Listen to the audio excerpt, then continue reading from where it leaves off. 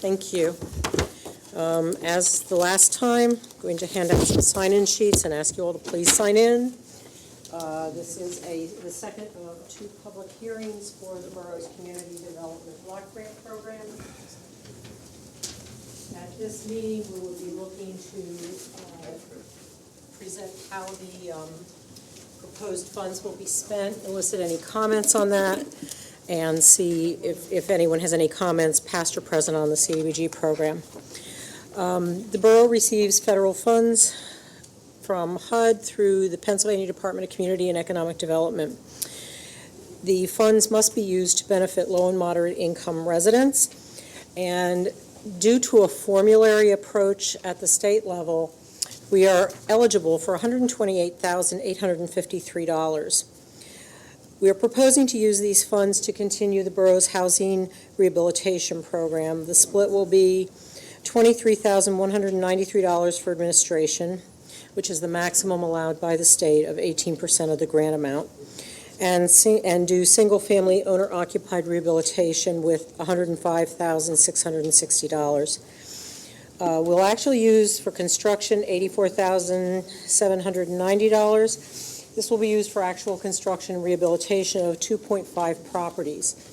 The other 0.5 of the last property will be paid from other CDBG funds. We'll also be using this money for, the reason for the low number is that our costs per property have gone up quite a bit. The average cost of construction right now is $32,692. That's largely due to the fact that we have older homes that need a lot more work, and often the cost of the rehabilitation is over $25,000, which means we have to use Pennsylvania prevailing wages for payment of the contractors. We're going to be using $20,870 for delivery costs. Delivery costs are getting people ready for construction. That's doing intake, determining their income eligibility for services, doing the technical specifications, testing for radon and lead-based paint, bid openings, and construction supervision. Roughly $3,478 per case is spent on delivery costs. This sounds like the $20,000 is a lot more than 2.5, and yes, it is. The borough has been fortunate enough to receive a grant of $350,000 in home funds, again through the Department of Community and Economic Development. And with that, we will do the processing of people up to construction for at least 4 more properties, where the construction will be funded through the home money. So right now we have 15 applicants on the list. Our applications are due on the 22nd of November. The borough will accept, if, I'd like to ask if you have any comments on how the money is being spent, or if you have any questions on housing rehabilitation or other uses that you think the money should be put to. If you go home and have an epiphany and want to make a comment, we will accept written comments until the 20th of November. That's it. Anyone have any comments, questions? Chris, I have a question. How do we communicate this program out to make sure that folks know that it is a viable program, number one, and then number two, are neighbors eligible to nominate someone who they think is in need, where the borough would then reach out to the person in need and let them know about the program? For a long time, we have not done a tremendous amount of marketing for this because of the length of the waiting list. It has not been unusual for people to be on the waiting list for well over a year. Because we have funds now, we hope that that will go a little quicker. In the past, we have done mailings to every household in the borough. We routinely have information on the borough website. We routinely have information and the income guidelines in the borough's newsletters. As far as nominating neighbors, I have one situation where someone called and asked about it for a friend of hers, got the information, took it over to her, and had her do it. We've not had that happen. If someone were to do it, I think we probably would respond to it and give them the information because they may have a better relationship with this person, or if they ask us to call them, we would do that. It's a process, and we've tried really hard to keep the money flowing and to not have people too long on the waiting list. So the marketing is a little bit. It's not like general marketing all the time, like we're really pushing, but we want to get people in because we do have a lot of money right now, and we can do like 7 properties with the home money. We have enough for maybe 1 more with our 2017 CDBG money, 2 with our 2018 CDBG money, and we're looking for another 2 for 19. And we'll just spend the money until we've either spent it all or we've reached through everyone on the list. How many people are on the list now? 15. Anyone else? Thank you very much. Thank you, Chris.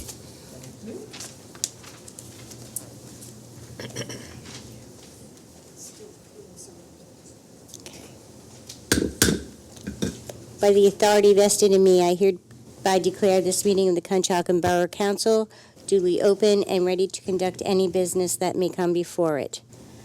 Council did have a prior meeting. Borough held a special public FY 2020 budget presentation at 6 p.m. and a public hearing on Borough's CDBG application. The first item on the agenda is public hearing for Matson Mill conditional use. This is a presentation only. There will be no vote. The vote on that will take place in 2 weeks in November.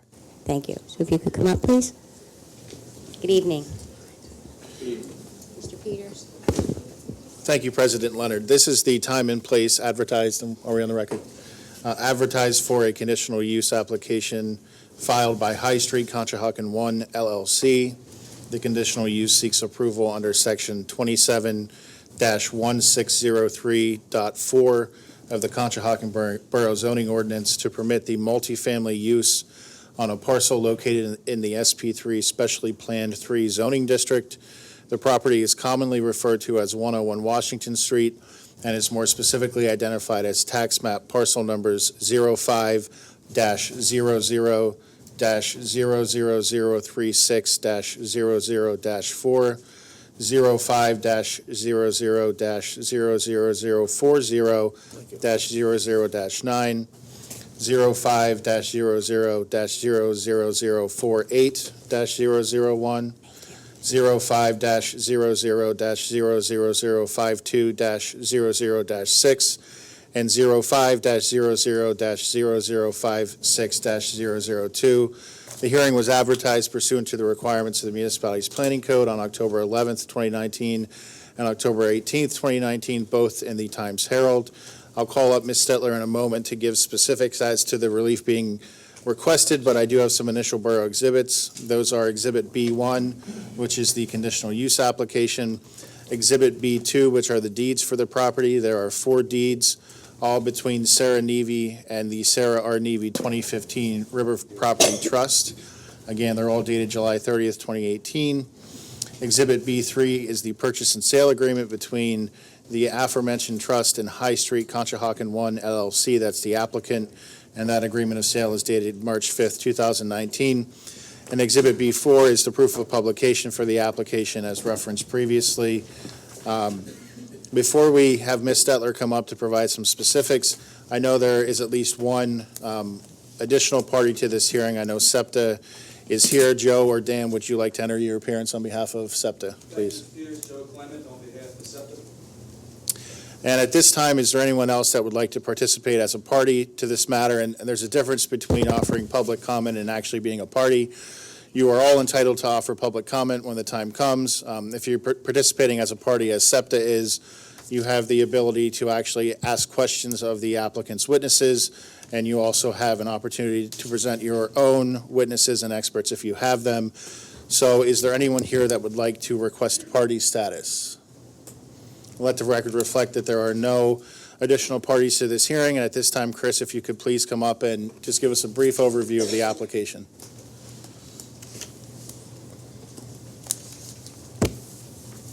Thank you. The project has been known as High Street Conshohocken 1, Matson Mill, and 101 Washington Street. It is located in specially planned 3 district and includes approximately 6.041 acres.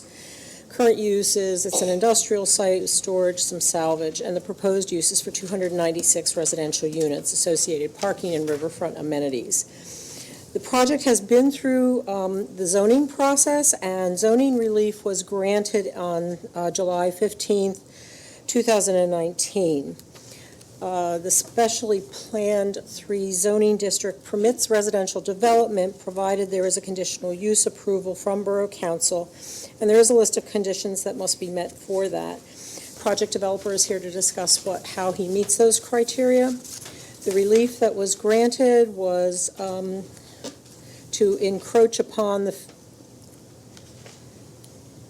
15-foot setback from the property line and the center line of a road. There's some question about the status of Washington Street at this point. They will have 42 spaces in a surface lot where 30 are permitted. The building bulk will be 699.2 feet where 300 feet is permitted. Sidewalks around the surface parking will be installed rather than a landscape buffer. There will be multiple access points across, but they will be separated by more than 500 feet. And they have been granted permission to a variance for development within the floodplain. Means they can develop in the floodplain. It still means that they must meet the requirements as Part 17 of the zoning ordinance, which is the Floodplain Conservation District. And with that, I'll leave it to Mr. Calagreco. Good evening. Good evening. My name is Lou Calagreco, and I'm here as legal counsel for the applicant this evening. I think that between the solicitor and the zoning officer, this has been teed up fairly well with an introduction of why we're here. It's a multi-tiered permitting event. We've received variance release from the zoning board. I see on your agenda tonight, in addition to the conditional use application, the next matter on the agenda is the land development and subdivision application, which accompanies this project. And I thought, for expediency purposes, what we would do is, cover 2 birds with 1 stone. So during the conditional use testimony from our 4 witnesses tonight, you'll hear matters that pertain to the subdivision and the land development. So if you have any questions about the subdivision or the land development, in addition to the use, we're here, and between our consultant team, I'm sure we can answer all of them. We have 4 witnesses that I will be presenting tonight. Mike Sensediver is in the first row here. He'll be my first witness. Mike is the representative of the legal property owner. He'll give us a little bit of history of the tract and what the current game plan is for development on the property. Chris Sensediver, same last name, Mike's brother, is here on behalf of the applicant, and he will go through most of the slideshow here, which will show you what the building will look like, how it will operate, what the site plan will be, what the layout is, all the common sense, practical questions that everybody would have seeing a project like this for the first time. Our third witness will be Bill Reardon from Bowler Engineering. He's obviously the civil engineer for the project. Bill can answer the nuts and bolts questions about setbacks and side yards and coverages and all of that if you have any. And then Chris Williams will be the final witness this evening from McMahon and Associates. Chris is our traffic consultant and has worked with the borough's traffic consultant on devising what we believe is an appropriate scheme for traffic control and improvement in the vicinity. So without me saying anything more, I'd like to have my first witness called and sworn, and we'll get on with the testimony. Thank you. Full name, sir? Michael Sensediver. Sign for testimony about to give you the truth, the whole truth, nothing but the truth, so help you God? I do. Thank you. Mike, your business address for the record? 1600 Arch Street, Philadelphia. And of the slideshow that we have marked as a collective exhibit, I think we marked it as Exhibit A3. It's really a PowerPoint presentation. Is that page 2? Is that the page? Yeah, okay. Page 2, why don't we start there, and you can give a little bit of background of the site and what's intended for development of the site going forward. Sure. Number one, thank you very much for taking the time to have this hearing, certainly before the holidays. I am the independent trustee for Sarah's Trust. The beneficiaries of the trust are Sarah's 3 children, Jim, Maria, and Joseph. They're sitting in the front row there. Some of you recognize them. And I wanted to make sure that I had them there. This property's been owned by the Navies, and the Navies have been integrated into this community for I guess the old man would have been here for 100 years on July, I believe. He was born over where the Grand is. But I wanted to show you the site just to get an idea about what the thought process was. And frankly, the thought process occurred before we got this group involved in the development. This is 13 acres. It's on your waterfront. It's, aside from the old corrugated site, which is next door, is really your waterfront all the way up to Plymouth. And so it's very important for us to get it right.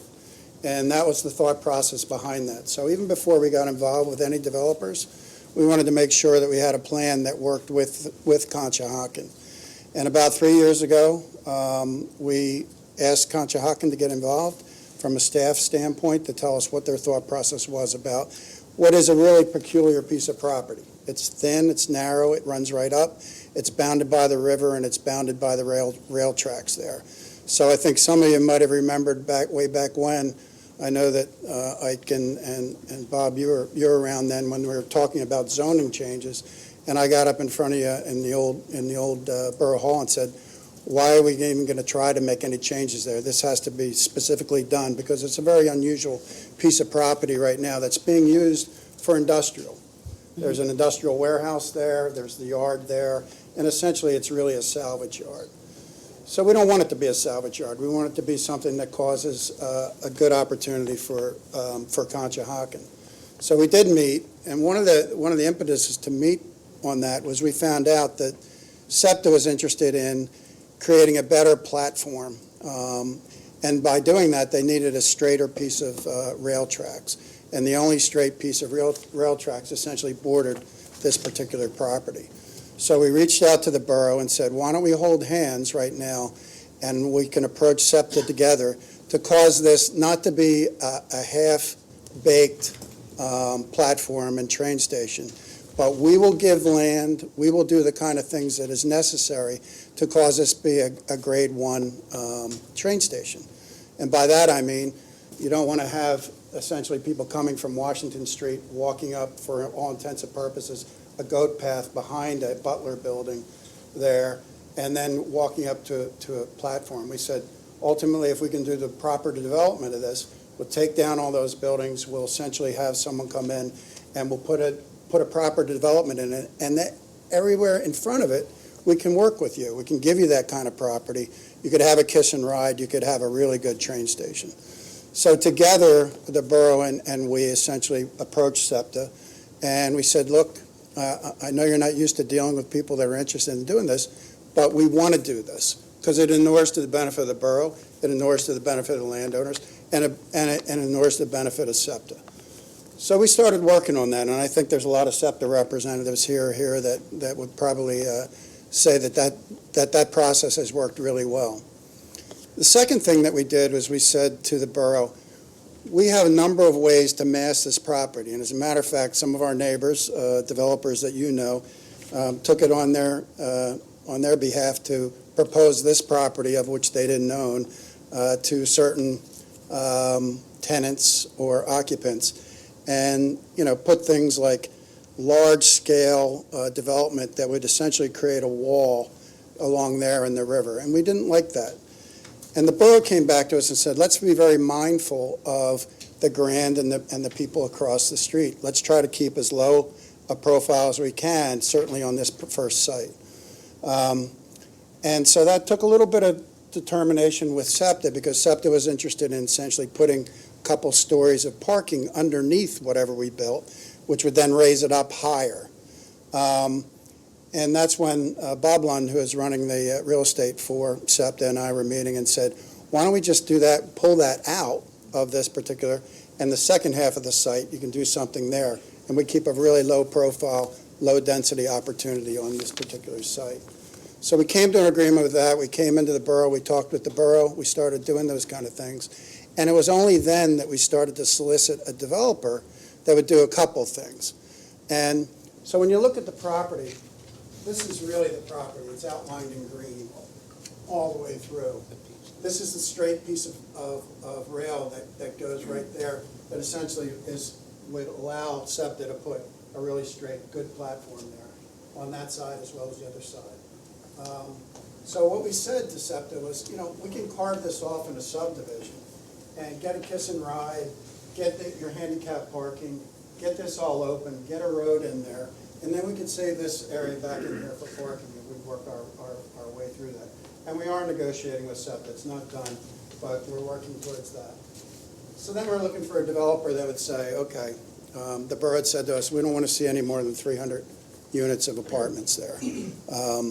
And we said, okay, we're okay with that. And we'll try to keep it as low as we can and keep it a little bit longer and do those kind of things. And we also, as a group, because of the nature of the property and the family and the mill and the industrial nature of the town, we wanted someone that would come in and not build the standard kind of wood frame construction apartments that are built all over the United States, but essentially give some sort of attribution towards what Conshohocken looked like back then. To come up with a design that was really first class, that mimicked maybe some of the mills that were around back in the old days. And this was not kind of the cookie cutter apartment. So we have the same last name, but we're very different people. He's smarter than me, but I'm a little taller than him, and I won't say a thing about hair. But I talked with him a little bit about it and said, are you interested in doing it under these circumstances and these conditions? And he said, let us take a try, put together what I think you're going to see is a really significant architecture model of what can go there. And as a group, I think what I'm probably most proud about is it was a really collaborative process between Borough's staff, frankly, whether it's Michael and Stephanie and her staff, and ours, to come up with what I think is some real good opportunity to cause not only a great development, but also solve a traffic problem. Because one of the things we did as the borough and ourselves is said, if we're going to deal with SEPTA and we're going to cause this to happen, we would like them to have a crossing at Oak Street. So for the first time, I think, since you guys have been sitting on the dais and since I've been developing here, we've got a solution to some of the problems in regard to traffic there by having that crossing there so that we have an outlet that could go up, turn left, and run out Elm Street that way, work their way up Brook or Corson or wherever.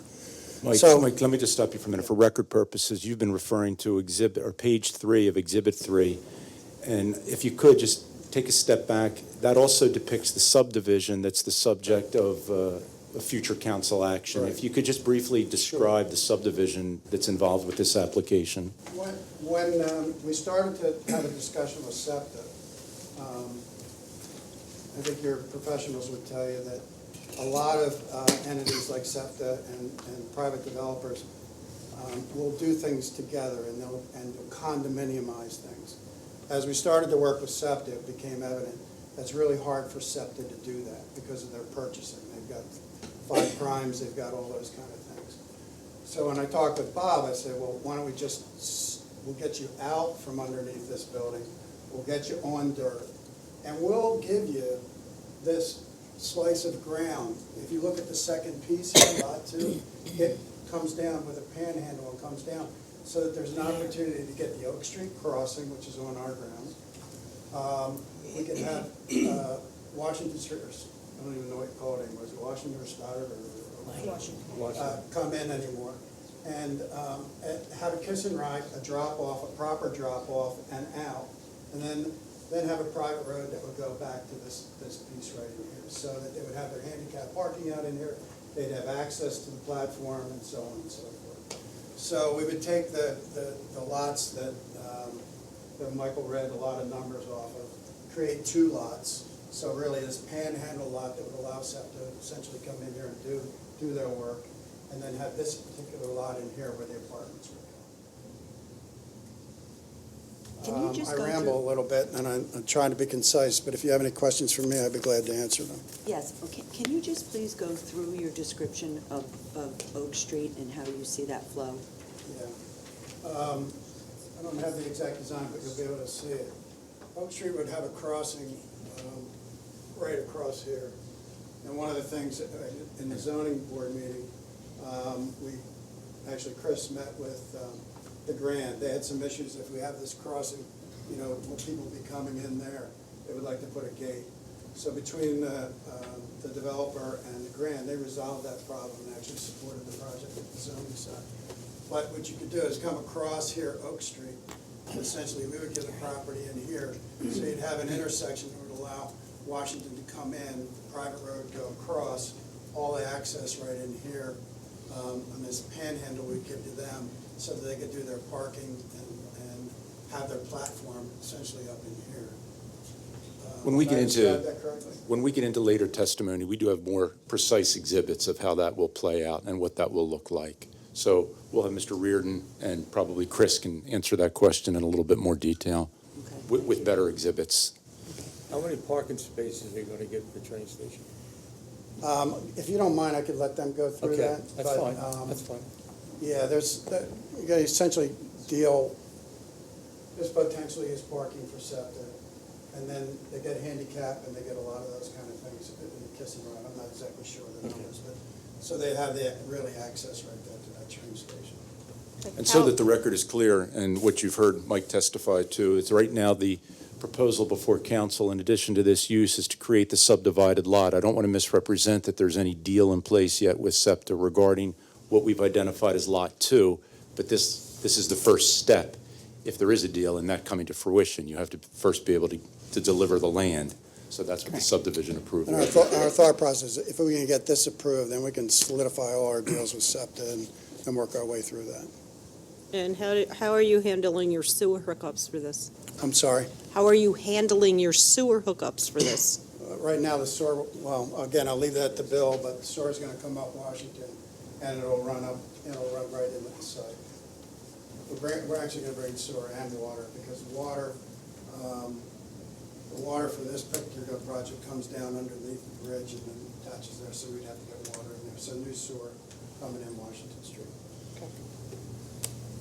Do you know what size pipe you're using? I'm sure. the We'll have our engineer civil would know. engineer, Yeah. take a shot at that. Okay.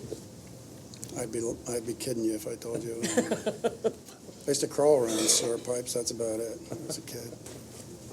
Lou, any additional questions for this No, witness? thank you, Mike. Thank you. Joe, any questions for this witness? No, thank you. Thank you. Chris? Thank you.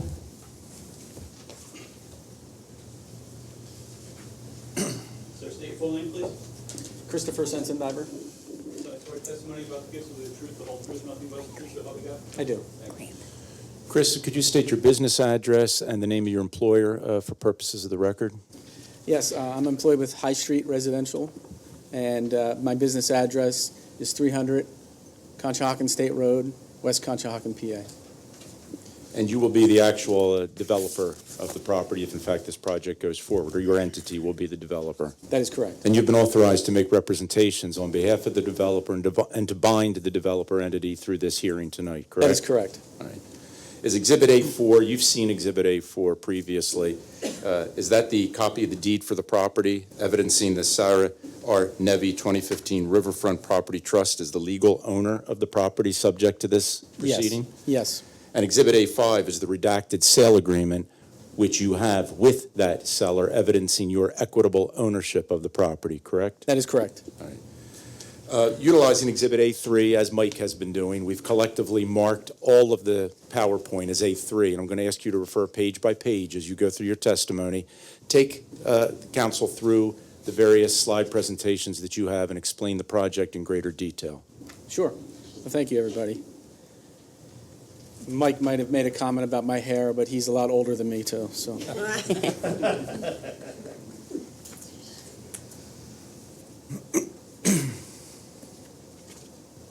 Okay, so this is page 7 of the exhibit. And this is I would say, a site vicinity map that describes the project visually, where it's going to sit.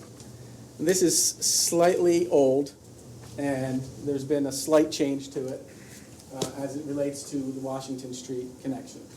But essentially, as Mike had explained, the site is a little bit unique in that it's long and narrow and bounded by the river and the tracks. So we needed to come up with some kind of plan that would allow us to keep the density low as far as height as well as number of units and fit it on this narrow site. And to do that, we decided to do the project on a podium where parking would be underneath the structure, out of the floodplain, so your residential section would be about 15 feet above grade, and well above the 100-year and 500-year floodplain elevations. The only connections to the ground would be your main entrance buildings, your stair towers, your trash rooms, and your utility rooms. And those would all be designed to FEMA standards as required. They'd be flood-proofed, et cetera. In our discussions with the borough, after Mike brought us on, we had originally had this project slid over closer to this property line, mainly because you have a culvert that runs through here that you can't develop on top of with structure. And so we were trying to keep the density right. And so in those preliminary discussions with the borough, they felt that, and I think they made a very good point, and I was upset that we didn't come up with it first, but that with the Oak Street connection, you want to have a better visual down to the river, and you want to have a better connection with the community down to the river. The river is an asset of this community, and we felt that that was pretty important. And in hindsight, borough staff was pretty smart and asked us to slide the building this way, which we did, and created this area down here where there would be about 12 parking spaces, although none of those are included in our counts for zoning, but so those would be public parking spaces. And the area would be large enough and designed wide enough to allow for, if it was something that made sense for the borough or for the property, to have a pop-up farmer's market or food trucks one afternoon, that type of thing. Obviously, you need to go in and permit them with the borough, but it allowed for a much better connection with the river and the community, as well as our residents as well. So we slid that project down, the project down a little bit. We were able to work out the units. We're probably going to be a little bit less than the 296 that we were originally talked about, just trying to squeeze them in. We wanted to keep it low, so we went with 4 stories. We didn't want to go to 5 stories, just because of where we sit and with the commitment that Mike had made to the borough earlier to keep the density low. So that sort of describes the project a little bit. Again, you had asked about how Oak Street is going to connect. Oak Street will come down and connect through the project, into the project, to an intersection that's here. The Washington Street realignment, actually, in this plan, it shows it here, which is slightly north of where it actually is going to come in. It's going to come in down here. So this will be an aligned intersection here. It'll make a lot more sense for traffic flow, et cetera. So if I move on to page 9, again, when Mike brought this project potential to us, he felt that we needed to make sure that this project fit into Conshohocken. And I said, that's really not a problem. That's how we develop all of our projects. We just finished a project in Pittsburgh on the river, very industrial looking, a very similar design to this. And it was extremely well received by Pittsburgh because we spent the time to work with them to get the right project. So we brought in the same architects out of Maryland, Hort Copland Mock, and they looked at the project. They've done a number of projects in some of these river towns, and they said, look, historically, you have a lot of mill buildings in this, along the rivers, in the Schuylkill River, as well as all up and down the northeast coast. And we should try and figure out a way to bring that look into this. I said, great, if you can make it work. And so what they did was they designed this project long and narrow, and they decided, okay, we're going to put these modern mill buildings as these 3 podiums and connect them with a little bit more modern connection. And I said, that looks great. What's the building going to look like? So they came back with some precedents and said, look, this is what a lot of these buildings look like that have happened or that have been redone over the years. And I said, it looks great. How are we going to do that? So they showed me a few more precedents, as you see on pages 10, 11, and 12. And then I'm going to skip forward a little bit here. We'll come back to that. And if I go to page 18, this is a 3D model that they presented for us. And as you can see, It sits up on a podium. Parking is all underneath there. This is your Oak Street crossing coming into the site. The river's on the other side. And here you have these stone modern mill buildings. They look fantastic. They look like they belong here. They don't look like some of the other stuff that's happening down the river that really doesn't interest me in doing. We have the connections here. We have nice balconies, and we have the train station. And what was important to us was to create this area here in front of the train station, between our building and the train station, and to make it feel pedestrian, not just a drop-off. We want the borough to have something that they're proud of here. So we got rid of the curbs along the street here and put bollards in. We made it feel a lot more connected. We used some different paving colors to show your crosswalks there. And I think it will feel very much like a pedestrian center of a town, which will be nice.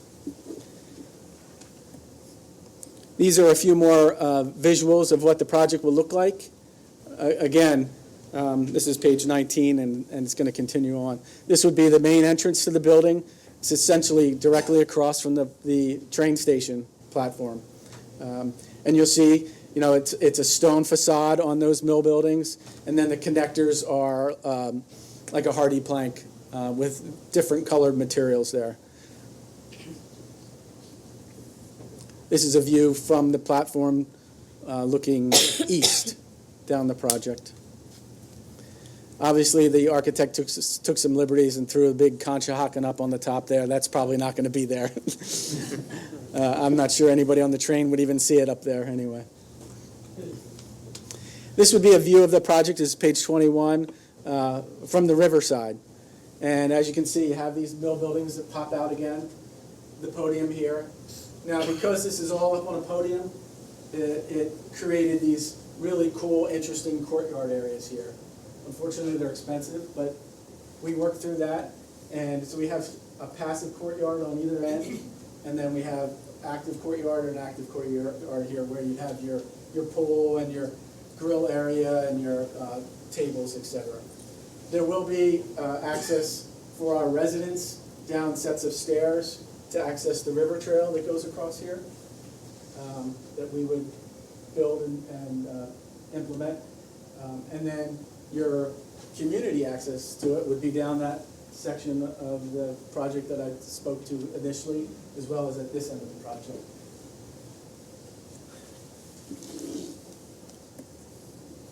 A little closer view of those courtyard areas. I'm going to go back to the landscape area here now. So again, this is just a little close-up of what we had talked about initially. It just brings the project into play here. And you can see this private road that will access that further western lot 2. And you're referring to page 14 of Exhibit I'm referring to A3? page 14, correct. Thank you, Lou. And you see the kiss and ride drop-off area and a little close-up view of that amenity area on the eastern end. This is even a more detailed one. When we met with the town, this is on page 15, they had asked, okay, what's this really going to look like? You know, we want to make sure that it has a good feel to it.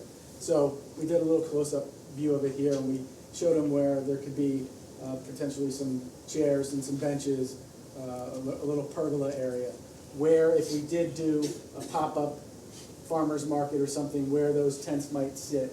If we did a food truck, where those food trucks could sit in here and allow the community to access them. So that's showing that a little bit better.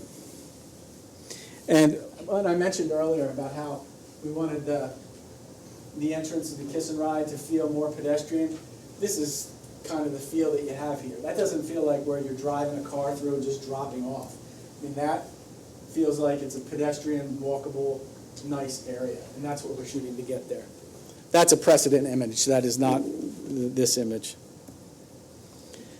A little bit more pictures of what's happening up on that upper deck. And then from an interior design perspective, we want it to be a nice project. We want it to be the nicest project in Conshohocken. We think it will be. The project we just completed in Pittsburgh is the nicest project in Pittsburgh right now, and we feel this one will be better. It'll be nicer. This is the main entrance lobby area where you would walk in from the garage area into this. You have your mailroom there, down there, your elevators up to the upper level, and then in the front you'll see another perspective on the train station side. That would be this. This is page 25. This is what the entrance would look like when you walked in from, say, the train station, walked into the building. You take a set of steps up to that second level where all your residential is happening. This is up on the second level, and where all the amenities would happen. It's all typical amenities that you would find in a luxury multifamily project. It has the lounge area, a conference area. It probably has a small business area. It'll have an area where there'll be a pool table or a shuffleboard table. It'll have a community kitchen area. And that's what all these spaces are as you walk through them. As you walk into that room in the front that's actually facing the river, so the river would be on page 29. The river would be over here. This is one of those mill buildings that juts out right in the center line. It's just a big, large two-story space where your residents would be able to come down and socialize, and where all the community activities would happen. And that's really the description of the project right now. We have about 312 parking spaces, I believe, or 321. 354. 354 in total, 321 underneath the podium? No, 312 underneath the podium. Okay, so 354 total, 312 underneath the podium, and the balance is on the western end surface lot there, sitting over top of the culvert, essentially. So how many bedrooms are in these apartments? So the mix is a little bit in flux right now. It would probably be about 60% of the units would be one bedrooms, maybe 65%. The balance would be either one bedroom dens or two bedroom units. I think there might be 4 3-bedroom units. Not a lot of units. Not a lot of beds, I mean. Any other questions? From council? Just going back to Oak Street, so essentially by doing that, you're allowing for the residents there that they would have easy access so that they can get back to where they're living. But so the flow would still take them, but there's no other route. They're gonna take Oak and go to Westdown to exit, or they're going to take Washington. Right, there'd be 2 access points to the site. One would be Oak Street. If you were leaving our site, you could go up Oak Street to Elm and go either right if you're going to go into the center of town, or go left if you're going to try and get out to the Blue Route. Or you could go Washington Street down to get to the other side of the bridge if you wanted to. But that Oak Street crossing will alleviate, I'll let the traffic consultant do it, but will alleviate a lot of the issues that you see on Harry Street, because you won't have to necessarily queue up at Harry Street to get up and try and cross over Fayette. You'll be able to come down and go over Oak and then go out Elm that way.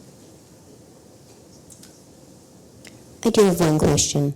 Yeah. And you may not have gotten that far yet. Do you plan on making the area pet-friendly? Oh, absolutely.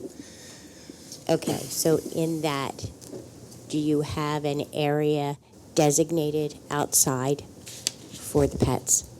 For pets, well, that entire riverfront area would be, you'd be able to take your dog out, go down any of those steps, and have an area for your pets there.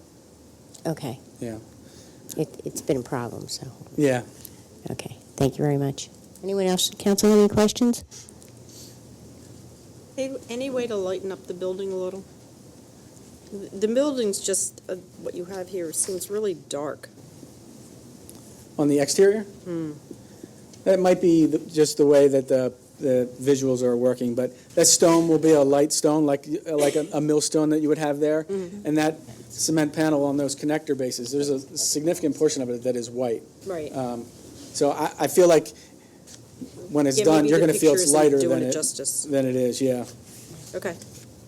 Thank you. You're welcome. Thank you. Thank you, Chris. Joe, any questions before Chris comes on? Great, go ahead, Lou. My next witness is Bill Reardon. Bill? So state your full name, please. Bill Reardon, Swear that you Rearden.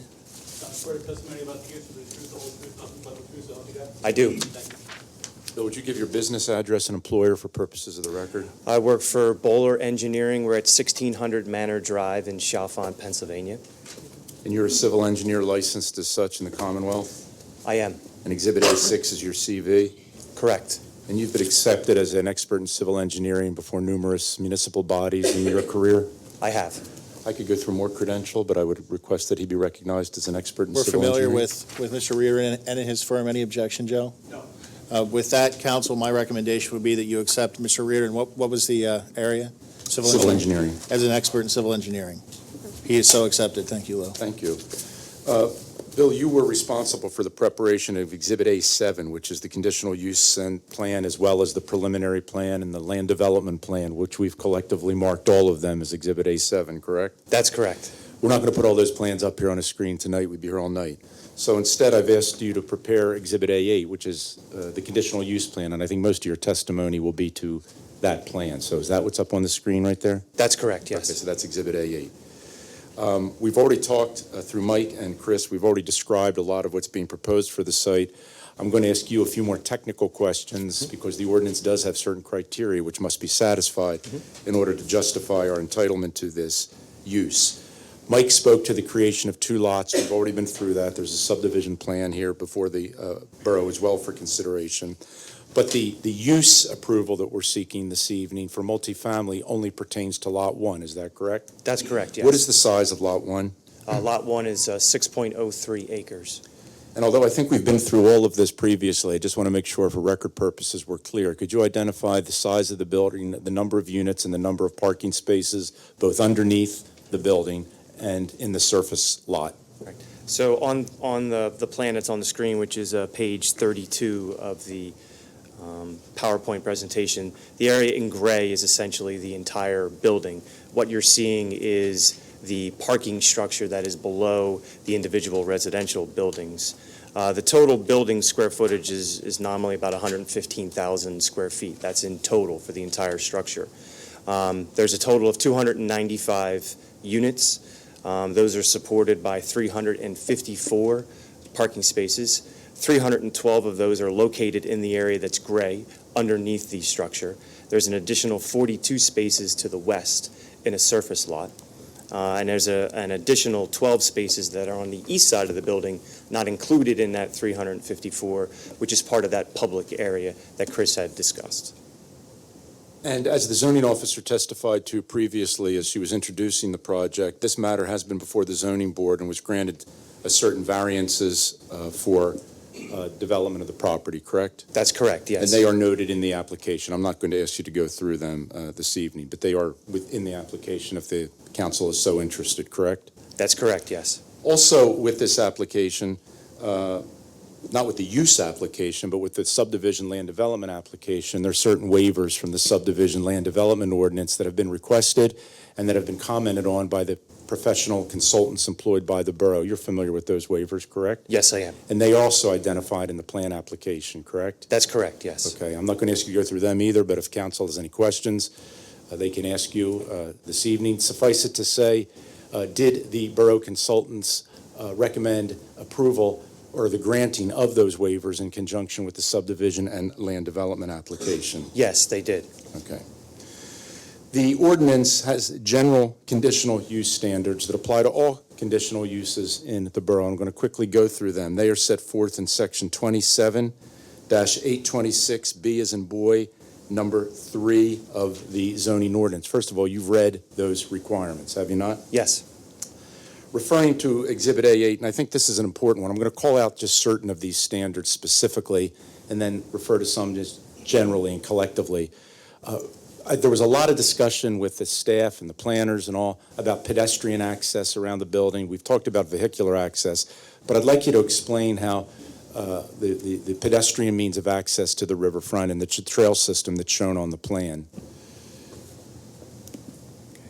Just bear with me. I'm just going to zoom into the image of the plans. It's a little bit easier to see.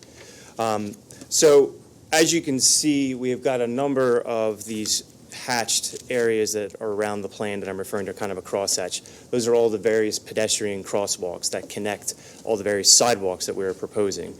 So to start, there is pedestrian connection from Oak Street down to the property.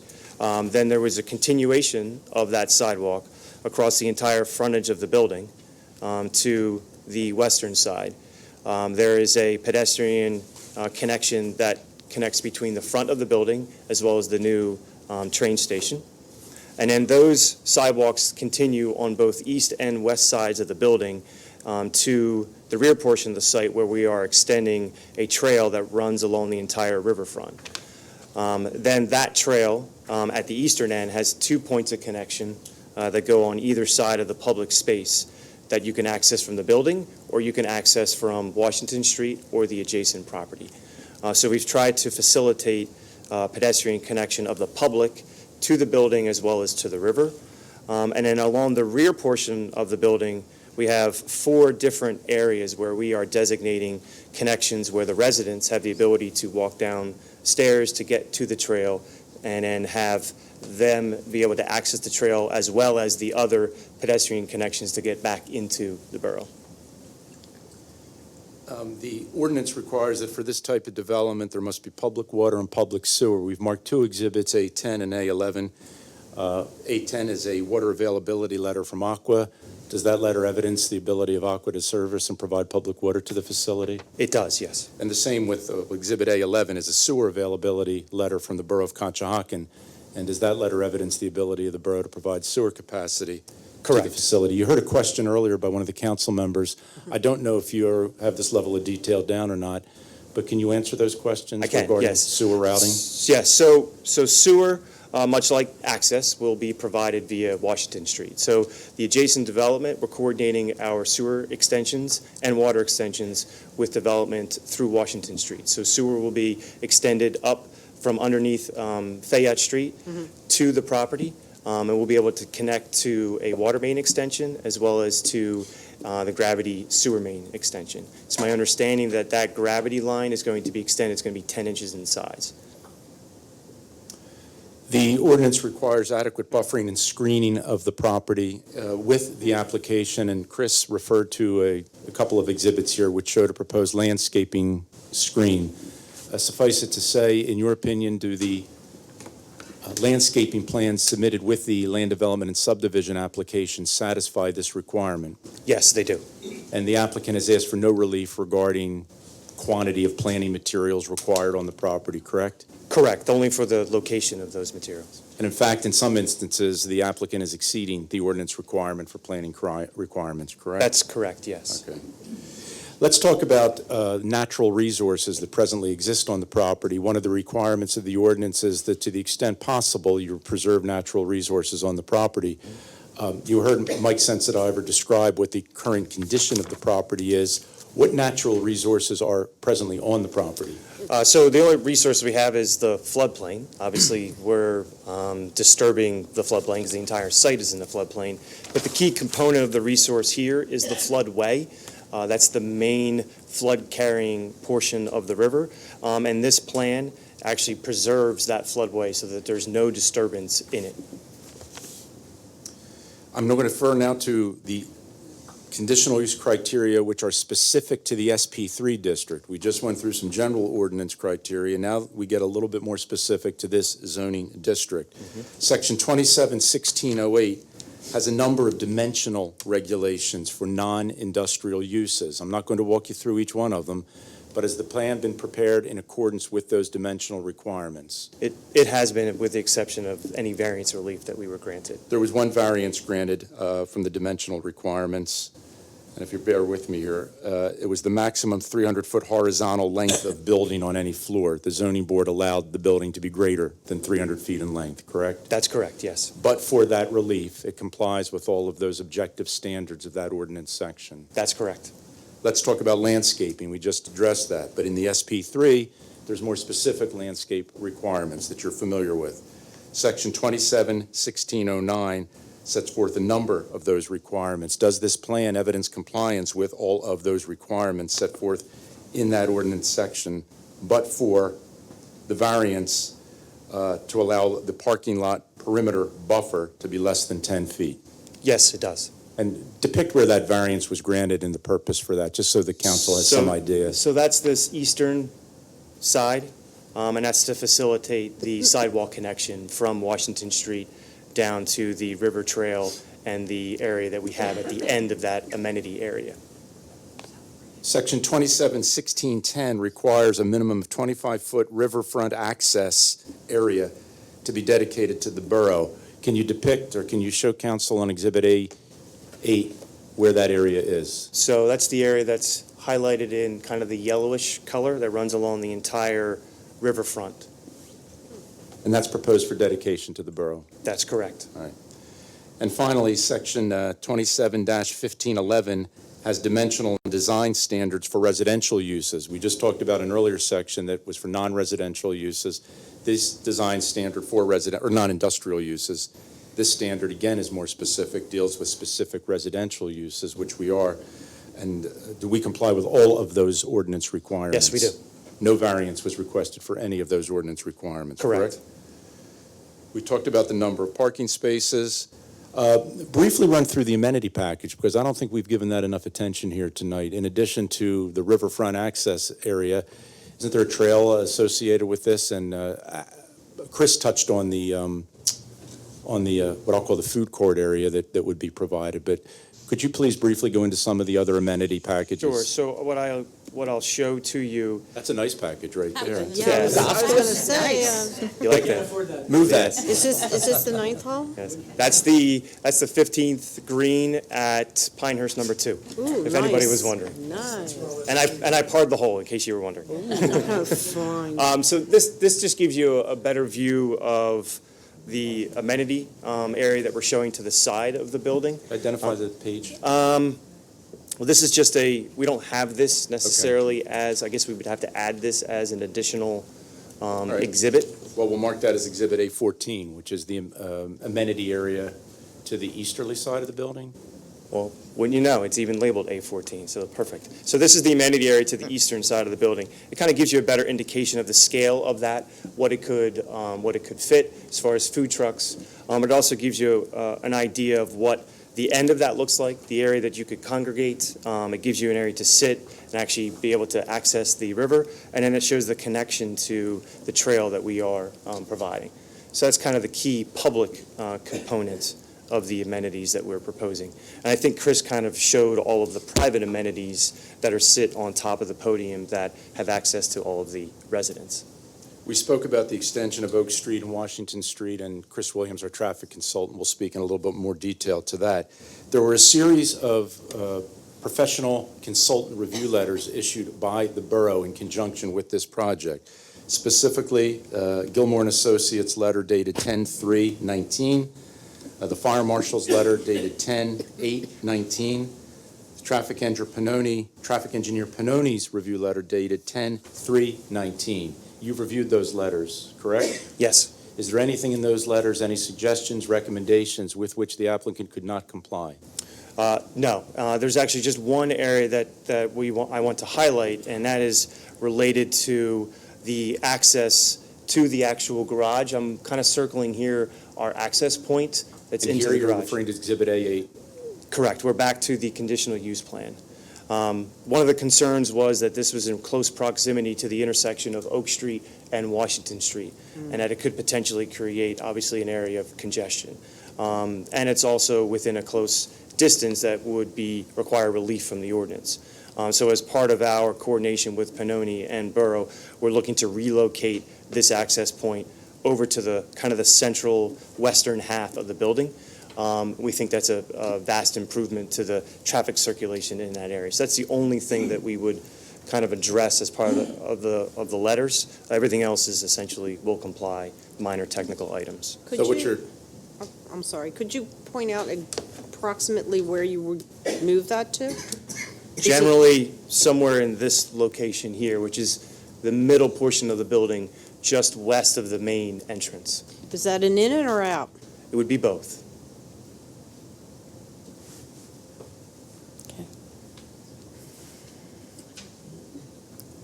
Thank you. We can keep going. Okay. So of the conditional use plan that was shown here tonight, Exhibit A8 and subdivision and land development plan, they will have to be modified should council grant conditional approval to this application in a couple of weeks to relocate that. Is that an entrance to the parking garage? That's what you're talking about, right? That's correct, yes. So it's going to go from where it's shown on A8 to a point west of the main entrance to the apartment house, correct? That's correct. All right. I don't have any further questions for this witness. Any questions from council? May I just ask a question of clarification?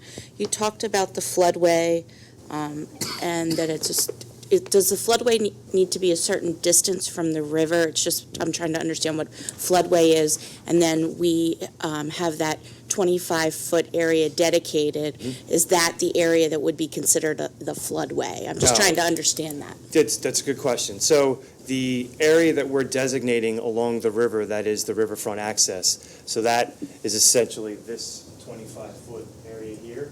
The floodway defines the lower end of that. So the floodway is from here to the river, and then the access easement is from the floodway, between the floodway and the building. Okay, thank you. You're welcome. Anyone else on council have any questions? Joe, any questions for this witness? Can I do one more? I'm sorry. In the public amenity space, is that considered part of the property of the units where it would be managed and maintained by the property, or would that then be managed and maintained by the borough? It would be managed and maintained by the property owner. Okay. Thank you. Joe, any questions for Bill? No, thanks. Thank you, Bill. Thank you. One final witness, Chris Williams.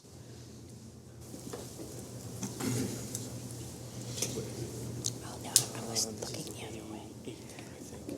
The last page, page 32. Sir, state and spell your full name, please. Christopher Williams. Tell us where the testimony about the use of the truth, the whole truth, nothing but the truth, so help you God. I do. Thank you. Chris, for purposes of the record, your business address and the name of your employer. Certainly, McMahon Associates, 835 Springdale Drive, Exton, Pennsylvania. And Exhibit A12 is your CV. Yes, it is. Okay. And you're a licensed traffic engineer in the Commonwealth. Licensed professional engineer, yes. And you've been acknowledged as an expert witness in traffic engineering testimony by a number of municipal bodies in the region. Yes, I have. I'd again offer Mr. Williams as an expert in traffic engineering for purposes of testimony here this evening. Borough Council, both Mr. Williams and McMahon are known to my office. I would recommend that you certify him as an expert in traffic engineering. Yes. So certified. Thank you. Go forth. Mr. Williams, you prepared Exhibit A13, which is the traffic impact assessment for this project, and it's dated June 28th, 2019, correct? Correct. I'm going to it's a very thick report, so I'm going to ask you to just briefly summarize the points of interest that you think council would be interested in, and then if they're interested in more, I'm sure they will ask you. So Certainly. the floor is yours. So as part of any normal traffic impact study, as is typical, we evaluated 3 conditions. Those conditions are traffic conditions today, existing conditions. We then analyzed future traffic conditions in the future with background growth, but without the traffic from this development. And then third and finally, we analyze future traffic conditions with the incremental added traffic from this project. We studied the key intersections surrounding the site. I'll also offer that the scope of the traffic study was reviewed and accepted by the borough's traffic engineer, Pannoni Associates. This development is a great example of a term that I'm not sure it's been used yet tonight, of transit-oriented development. So being that it's located directly across the street from a regional rail station and what will be an improved regional rail station. So it affords a great opportunity for the residents of this community to travel by train and lessen the impact on the surrounding road system from vehicular traffic. Based on data from the Institute of Transportation Engineers, we're estimating that this project would generate 69 trips during the weekday morning peak hour and 88 trips during the weekday afternoon peak hour. These are the commuter rush hours, these are the highest peak hours, and these are the subject hours that we focus on as part of a traffic impact study. In reality, given the fact that this is a transit-oriented development, there may be even more residents and traffic from this development that may use the train, so it's also possible that the traffic may be less. But it is these numbers that we used in preparing our traffic impact study, and this was reviewed and accepted by the borough's traffic engineer. So the results of the study show that when these trips are distributed through the road system, there is no appreciable added impact caused by this development at the study intersections. Not to say that there aren't traffic issues. We all understand that there are traffic issues in the borough of Conshohocken. My point in that statement is that the added traffic from this development does not cause an appreciable added impact. Really, from a development standpoint and from a traffic standpoint, this is really one of the more ideal uses that could be contemplated, especially given the fact that it's located across from a rail station. However, all that being said, there is one intersection that may experience an impact due to the combination of several planned developments that are happening in the borough, of which this is one, and that is the intersection of Harry Street and Washington Street. And reference was already made this evening to traffic flow along Harry Street, which is fairly significant. The intersection of Harry Street and Washington Street is a stop-controlled intersection. It will experience added delay in the future due to all of the planned growth occurring in the borough. But this is a tricky intersection to solve because of its proximity to the rail line. However, there is a solution. It has been referenced this evening. The planned extension of Oak Street as part of the SEPTA project, and for which this project is contributing to that road solution by virtue of making the land available, this road connection will create a needed relief route.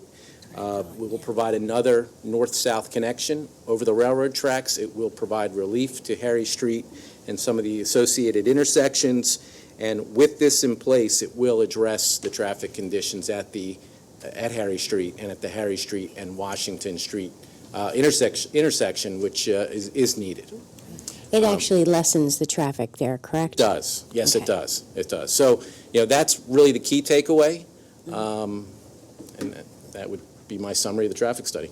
So with the addition of those improvements that you've described, it would be your opinion that that traffic improvement package would contribute to the safe and efficient vehicular traffic, not only for the project, but throughout the vicinity in general? Yes, it does. I don't have any further questions for Mr. Williams. Anything additional from council? I have one. So when you were giving some statistics, you said 69 visits in the AM. Does that mean, what does that mean? So that's the total traffic in the morning peak hour. Those are vehicles that you're saying, okay. Total traffic that would be generated by the development during the weekday morning peak hour. So as part of a traffic impact study, we isolate and analyze the highest 60 minutes in the morning rush hour and the highest 60 minutes in the evening rush hour. So 69 trips would be generated by vehicular trips would be generated by the development in the morning peak hour.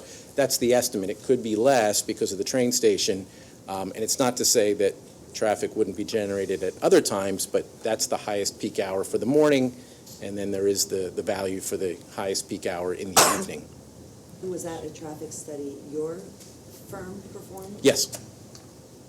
And what was the time frame that you used for the 1 hour in the AM and PM? So the 1 hour occurs between the hours. It's the highest 60 minutes between 7 a.m. and 9 a.m., so whatever that may be. And then in the evening, it's the highest 60 minutes between 4 p.m. and 6 p.m. So these are our typical commuter rush hour periods. And over what kind of time span was it that you performed that study? Well, the counts, so the traffic counts were conducted in the spring of 2019, and we count during the weekday, one day during the weekday. But we've conducted numerous counts. We've done other studies in the borough of Conshohocken, and really every study that we've done, there is a certain amount of reliability. Counting one day or counting several days, there is reliability in that data because the commuter patterns are pretty typical day in and day out, unless it's an atypical condition like a holiday or something, but we avoid counting on those days. And then how does the study determine that 69 visits? So out of all of the units that you have, understanding that this is a commuter, I don't know what you're calling that, or So the traffic generated by the development, we estimate that based on, and I referenced earlier, the Institute of Transportation Engineers, which is a international organization that does a lot of things for my industry, one of which is provides data for developments. And it's based on actual studies. They conduct and gather data for actual studies of other similar type developments. So the estimates we're using are based on actual counts of other similar type projects. I have a question. Yes. You probably can't answer it, but you keep talking about the train station and the rail station. The parking, how many parking spaces are dedicated to the train station? Out of these 312 spaces and the 42 service, which probably won't be dedicated, but the 315, how many are dedicated to the train station? None of those are dedicated to the train station. The spaces that were testified to this evening are for the apartment So project. where are we getting the spaces for the train station? We need people to, we need that train station. I mean, I have a rendering in my desk, I don't have the key to it, but 2005, I have a rendering of a train station. That's how far back we've been talking about a new train station. So it all goes together with the new train station in the building. It's a home run for the town. But we need to know how many cars we can park down there and how many people can go down there and park and use the train. I believe that's next, correct? Well- SEPTA will be presenting at some point? No, I doubt that, well, I leave that to Joe, but I doubt they'll be presenting a witness. Keep in mind, this conditional use hearing is only for the multifamily building. Okay. Let me see if I can answer that question, though. And I'm asking our team, and I should never do this because I don't know the answer to this question. But have we conceptually laid out what a parking field might look like on that Lot 2, which would be the lot where, The train station. where the train station parking would go? Do we have any idea conceptually of what that yield might be? We're very preliminarily into that, and it right now really isn't appropriate for us to go through that at this time. We Okay. very much look forward to doing that as SEPTA, coming forward with that information. It's just a little premature right now. We haven't had a chance to really get into it. Okay. Mr. Sensendato yet. I can only represent that we've had significant conversations with your staff as well as SEPTA. We took a rough planning estimate as to what that second side could, and it can hold a lot of cars, hundreds. Okay. The question's going to be, from my perspective, is how you want to see that develop, and that'll occur in consultation with Correct. SEPTA. Okay. You don't want to have just a field of cars. You want to have that look better. Right. And as a matter of fact, the very western portion of the site, with some of you that have been around for a while, up where the old lock house used to be, that wouldn't be a good place to park. And the thought process was always that as we work with SEPTA, that you'd run that trail all the way up to that lock house area, and there could be another really cool area up there that would be. So I think while we're working our way through with SEPTA, we're not there yet, and I think That's they fine. really need to Yeah. come and sit with your professionals too. So Absolutely, we look forward to working with the borough with that as well. Okay. Won't be in fact. Okay, thank you very much. Going back, hundreds of cars. and going back to the traffic study, if I'm correct, and I could not be at this point because it was an awful lot of reading that you gave us. This was also, the county also approved this, correct? The county has traffic? reviewed the application and found they- no issue with the traffic Right, study. that's what I Correct. wanted to, Correct. okay, just wanted to make that clear. I thought that's how I had read it. And we had no significant technical comments Right. from your borough traffic engineer either. We did work closely with your consultant. Okay, thank you. Does anyone else on council have any questions on that? Joe, any questions for this witness? No, thank you. Thank you. Thank you. I don't have any further witnesses to present, and I would just move for the entry of my exhibits A1 through A14. Council, I would recommend that you accept Exhibits A1 through A14 as part of the record in this matter. Any objection? No. They're so admitted. Thank you. Thank you. Joe, at this time, does SEPTA have anything to present in connection with this conditional use application? Peters, no, we do not. We just look forward to working with the borough and the applicant in this matter. Thank you. With that, Lou, your case being closed, is there anyone here this evening to comment on this application? And again, it is a comment. It is not a question and answer session. So if you have a comment on this application, council would be happy to hear it now. Please, you can come up to the podium. And when you provide a comment, please provide your name and address.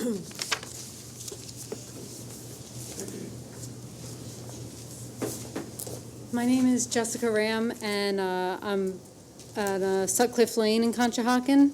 And I just wanted to point to the traffic study. I think that'll be a huge, point of interest for residents here.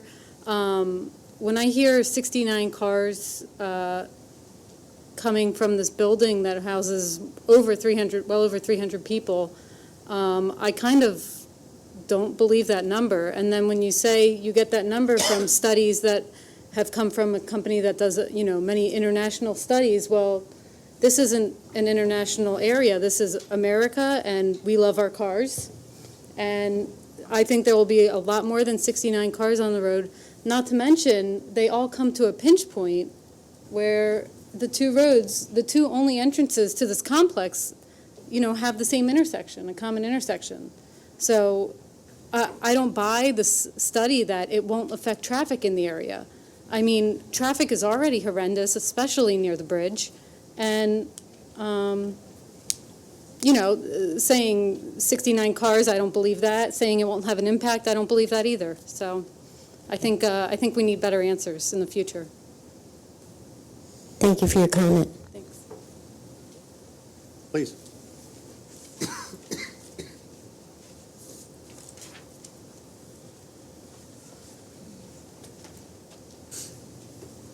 My name is Patricia Dunn, and I live at the Grand, and I echo the same sentiments regarding questioning the traffic. I understand you are an expert, and I believe you are an expert, but I noticed in the commentary what was not said. What was said is we'd have 69 additional cars in the morning and 88 additional cars in the evening. We know, living on Elm Street, just how bad the pinch is at Oak and Elm. What wasn't said is this going to double or triple the existing numbers of cars that pass through those two intersections between 7 in the morning and 9 o'clock in the morning? Because coming out of Maple Street, it can take up to 5 lights to make it to Fayette Street to turn on to the bridge. Now, and with 69 more cars, are we going to be doubling that? Are we going to be tripling that? The backup could be extreme. And what, if anything, will be done with the traffic light at Oak and Elm? Because Oak and Elm is a turning point for the big SEPTA buses. And only one bus can maybe make it through that intersection on any given light.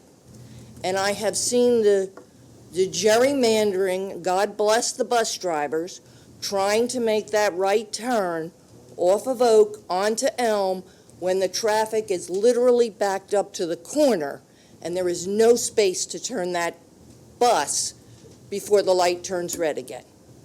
So 69 is a nice number, but it's meaningless unless we know the percentage impact this is going to have on the existing traffic. Thank you very much. Any Anyone additional else? public comment at this time? Please.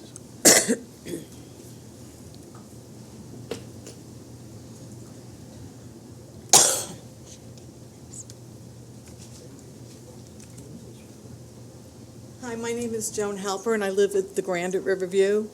And I go out during rush hour in the morning, and you can't turn right onto Elm Street.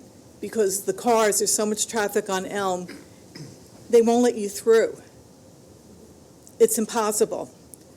This is just going to add a horrendous experience living over there. That's all. Thank you. Additional public comment at this time? Please.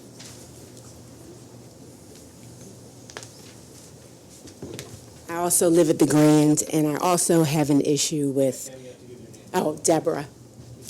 Full name and address. Deborah Robinson, and I live at the Grand. I also want to mention that I too leave during rush hour and I take Oak Street, and it is awful to make that right. A lot of people on Elm Street want to beat the red light, so they're stuck in the intersection. You can't turn. And it's also the same if you have a bus behind you. And typically, I'm the only one on Oak Street when I leave out, and I can barely make that right on Elm. So I can't imagine any more cars in the morning with all of us trying to make it onto Elm Street. Thank you. And I know I did see another hand, please.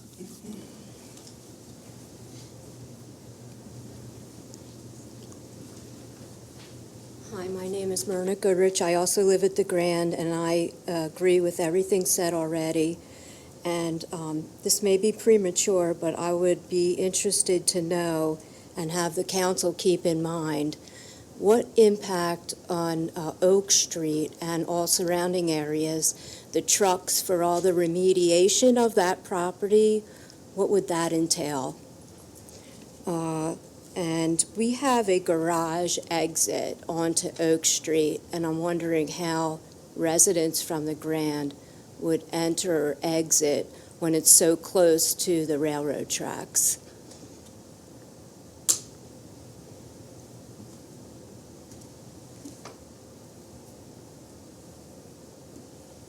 I think that's it for right now. Thank you. Any additional public comment at this time, please?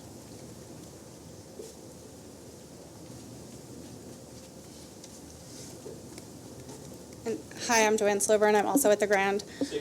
Joanne Slover. It's S and then the word. Okay.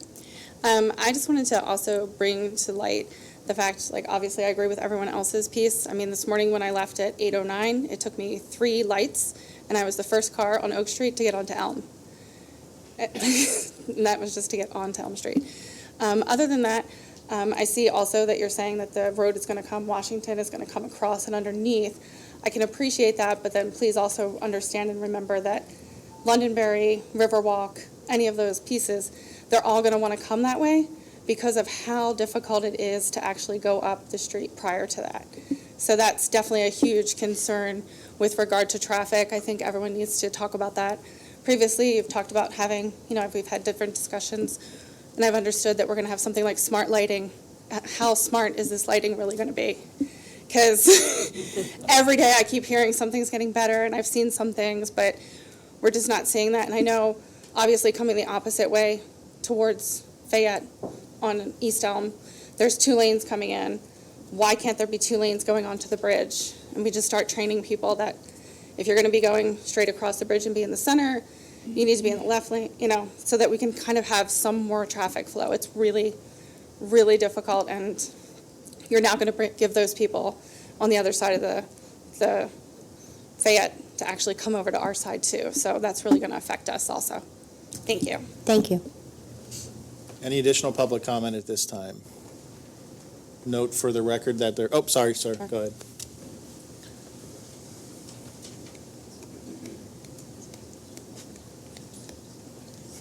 My name is Scott Langstein. I live at the Grand as well. I'd like to echo everyone else's comments about the traffic. I was driving this morning. It took me 20 minutes to get from the Maple Street exit at our complex to Fayette Street. I don't even know how many cycles of lights I went through. There were people coming down Maple Street, going towards Elm, and they were coming across the road into basically our parking lot to then kind of make a sharp, I guess, left out of there. And then so they were going to be blocking traffic there. Then when I finally got to Oak Street, that's no turn on red, and there's plenty of vehicles making the right turn on red and trying to block traffic there. So then you can't move forward past the intersection of West Elm and Oak. during like this traffic study, I also just don't understand how it's only going to be 69 vehicles and how any of us are going to get out of our buildings. We have the Maple Street exit for us, that's 285 units that have to get out of that one driveway out of Maple Street. So I don't know how many vehicles come out of there during that time, but if West Elm is going to be completely gridlocked, none of us are going to be able to get out of our complex.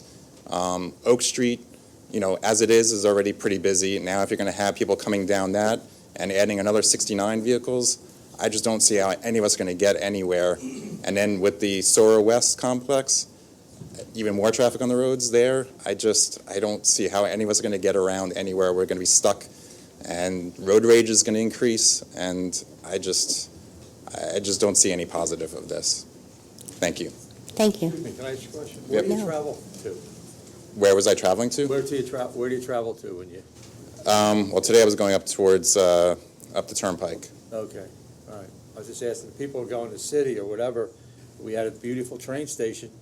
No, fortunately, I'm lucky enough I get to work from home a lot, so I don't go in the traffic a lot. But today was a first day in a long time that I've had to go travel, and I was going up, towards Lancaster, and yeah, it took me 20 minutes to just basically get across Fayette. Now, part of, I think, the problem was, too, today, the pedestrian signal, I think, was cycling every single light, so that delays 30 seconds every single time, and I've seen that happen a number of times where every single traffic cycle, the pedestrian signal is going, but there's no one there to cross, no one's pushed a button, and I've seen that happen a number of times, so that also wreaks havoc in the morning.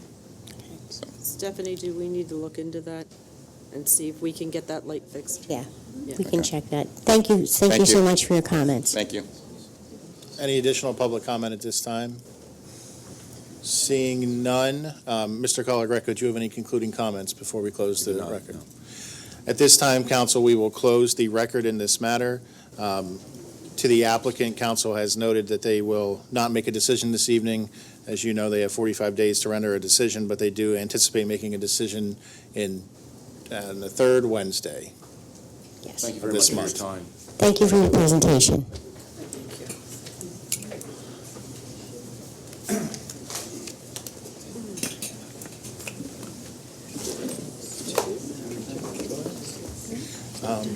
I should probably get a copy of this one. So, yeah, go ahead and send it to me. What'd you say? Sorry. Oh, yeah. Thanks.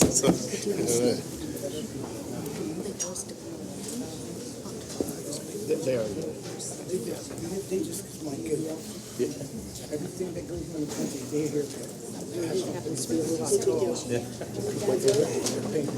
was thinking the same thing. Yeah. So for council's note, as Mr. Colagreco mentioned, they also handled the land development during that. You will consider that at your third Wednesday meeting as well. You're welcome.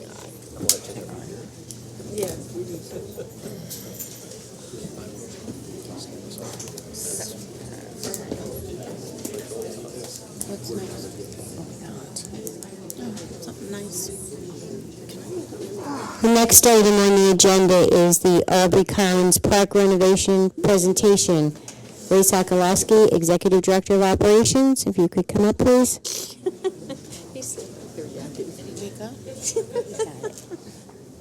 Thank you. Oh, that looks nice. Wait, where's the basketball? I'm just going to make a quick introduction to the Aubrey Collins Park project that was approved, or looks like it's going to be approved for 2020. I know that there was a lot of questions about the water features for this park. We looked into it. We're still looking into it. Myself, Lauren, and Bobby Joe went to Philadelphia and looked at one of the new ones that was just installed. It's presented some issues for us there. One of the issues is, as Mr. Griffin knows, that we don't know what's underneath the concrete there. Apparently there was a pool there at one time. There was a lot of unknowns there. So we've actually looked at some just in cases. Just in case means right now you have it's 4 feet above the sidewalk in order to make a water feature work, we now also found out that we would have to connect the water to the sanitary sewer. Because as soon as it touches a person, it has to be treated. So It doesn't recirculate, correct? yeah, the recirculation would bring us into the $300,000 price range if we did that. So we didn't. So in essence, we'd have to go down 8 feet from that park to hit one of the sanitary sewer lines. So it becomes very expensive. Okay. And at a certain point, it becomes not cost effective to do. So this is just one of the options that we're looking at. Marywood Park seems to be very popular because of a zip line. Yes. So we measured it out for that. We would have that as one of the features for the park. And then we have some equipment down there now that was put in within the last 2 years that we can reuse. But we would be going into we would be looking more of a park for kids from the ages to 2 to 5. Anybody older than that, you know the area, you know the traffic. I mean, you know what the namesake of the park, what happened in the namesake of the park. We don't necessarily want, I don't think the objective is to have kids there without parents or adults. So we would probably be looking at making the park more amicable towards having younger children there. An infant section and then something for 2 to 5. That rendering shows the zip line with the safety surface, the mulch type of surface on it. Mm-hmm. It will go into an oval shape. The rest of it would be poured in place, which is what you have at the rest of the parks. Again, some of the existing equipment will be reused, and that is a system that's mainly for 2 to 5 year olds, but it does have some older 5 to 12 age equipment on it. Honestly, I think as we go through this process, that's the direction we're going to be going. I initially thought that would be a good place to have a water feature for a park, something small, but I think it's we're going to be spending a lot of infrastructure money, and it will not reap a benefit. It won't have a wow factor. You're going to end up with a pad that's 20 by 20 and a little bit of water coming out of it. It's not really going to suit the purposes for what we want down there. The basketball courts will be fine. That won't be affected at all. We would re-landscape it, get rid of as much concrete down there as we can, because right now it's all concrete, so take as much as we can out, and do a real good landscaping job down there. So some things that will grow but not go out of hand. What about where the picnic table I'm is? sorry? What about where the picnic table is? Were you thinking about putting? There's a lot of noise behind me. I can hardly hear you. The picnic table area. Mm-hmm. Were you thinking about making that? Which one are you referring to, the pavilion side or the other side? There's two actual areas that you can do. Yeah, there's two. Yeah, so there's a I only pad know on the, I only know the one where it's just a concrete pad and a picnic table.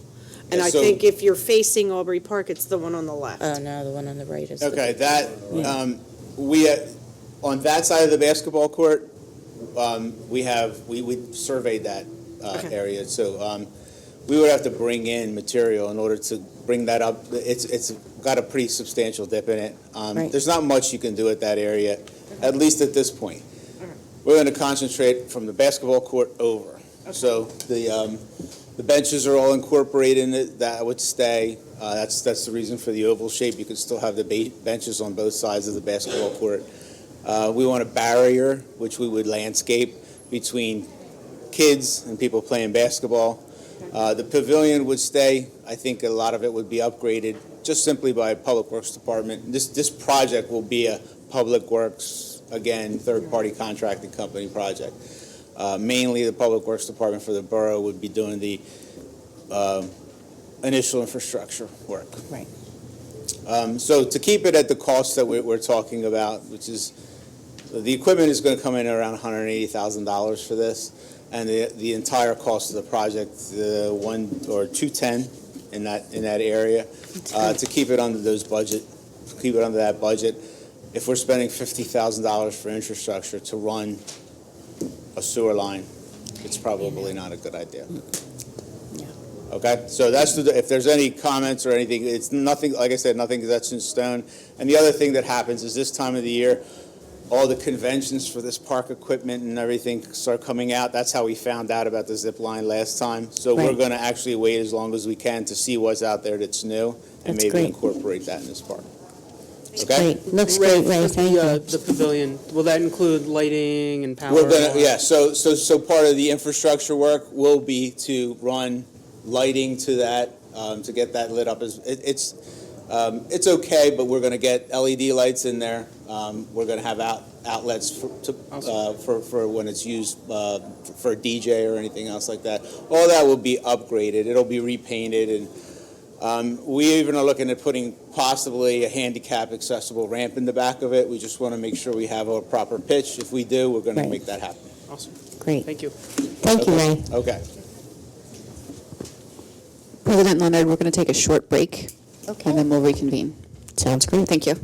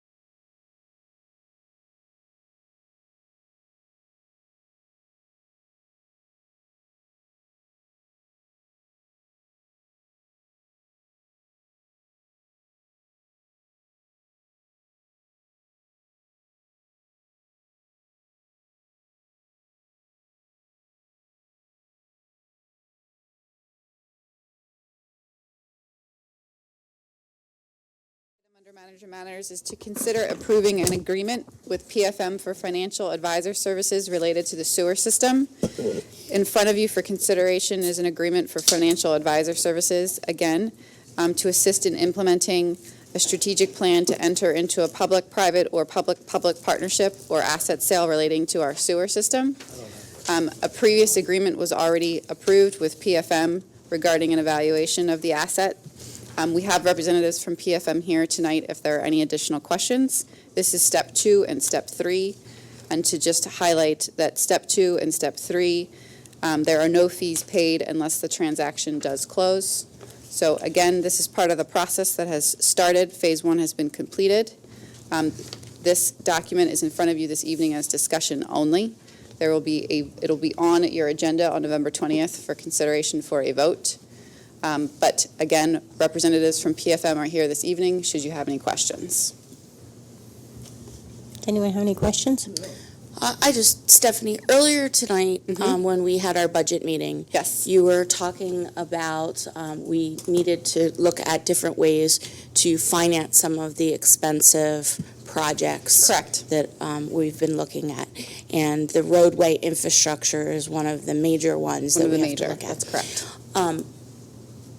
You had kind of alluded to right now in our current state, there isn't enough backing money, assets to be able to go out and borrow right. for these projects? You have some initiatives that are on your docket that you've discussed that are expensive, and they are necessary for the future viability of the borough.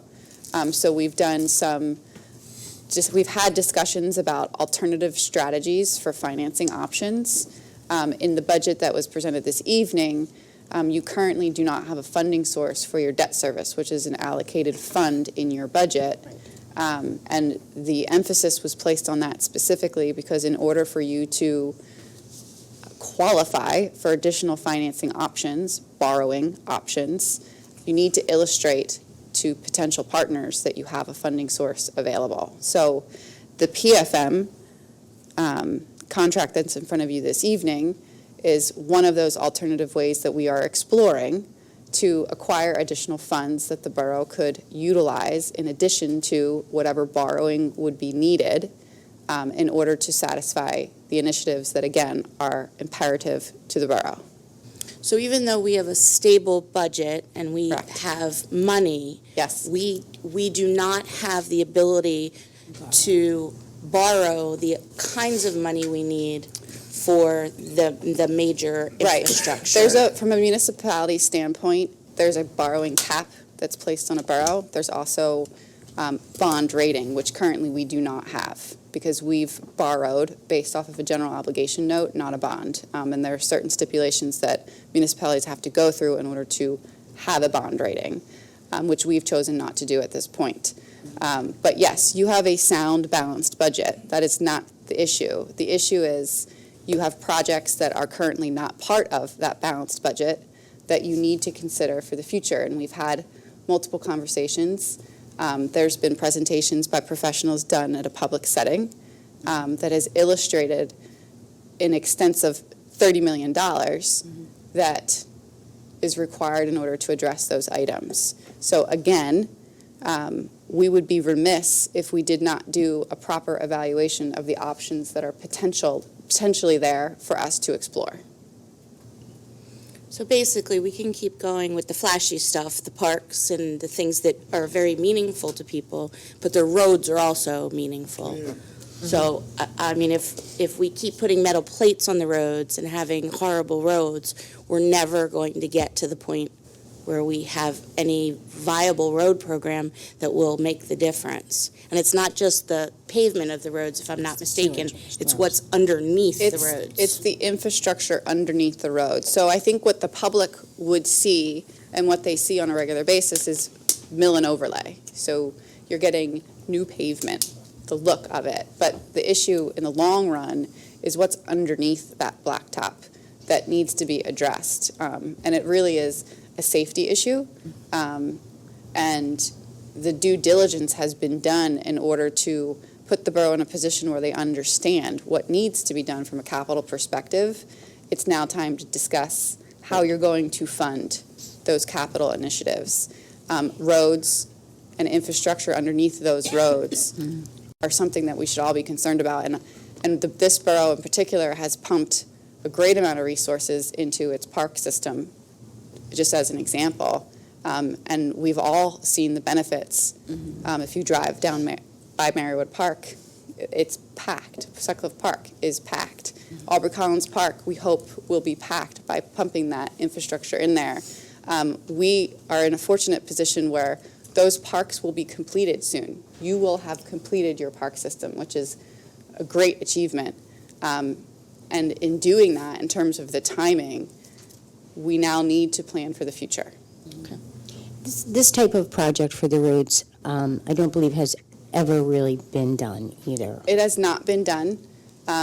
Your engineer, Gilmore, did their due diligence. It was not an easy process to lay out what a project of that scope would look like. The number is also staggering. It's staggering when you're looking at it and considering it. But the further we put it off, the further that there isn't a funding source, the longer we go without currently funding our debt service that exists. There's only so long where your reserve funds will cover an expense that is currently not addressed. Right. That's not a fiscally responsible decision to make for the long run. And again, we would be remiss if we're making decisions in the short term. So we've done that, and it's been fantastic, and our residents and our businesses have benefited from it. But the long term is also just as paramount. So if we have a bad winter, you're gonna see the infrastructure crumble. Right. So we have to really prioritize that, that infrastructure now and make sure it's the number one project that we have in this borough. And we will prioritize it when we have the funding to do it. Yes. Currently, we do not. So that's really what we're looking at with PFM, investigating one of the potential assets for funding this type of project. Correct. Along with what was proposed to you as a potential option in your budget for this year. So we're not doing things in isolation. We're trying to package things for you so that there's not stop gaps in your decision making, that you have things lined up. You're still going to have to look, depending on what the valuation of certain assets are, at potential borrowing capability, but at least you could go out to the market and say, this is the capital we have to provide as collateral for what we are looking to do and what we need. Okay. Thank you. You're welcome. Anyone else have any questions? Okay, we're good. Thank you very much for being here. Thank you. Get my agenda back. Okay. The next item on the agenda is to discuss the fire stipend program for our volunteer firefighters, and Chief Gunning is here if he wants to come to the podium.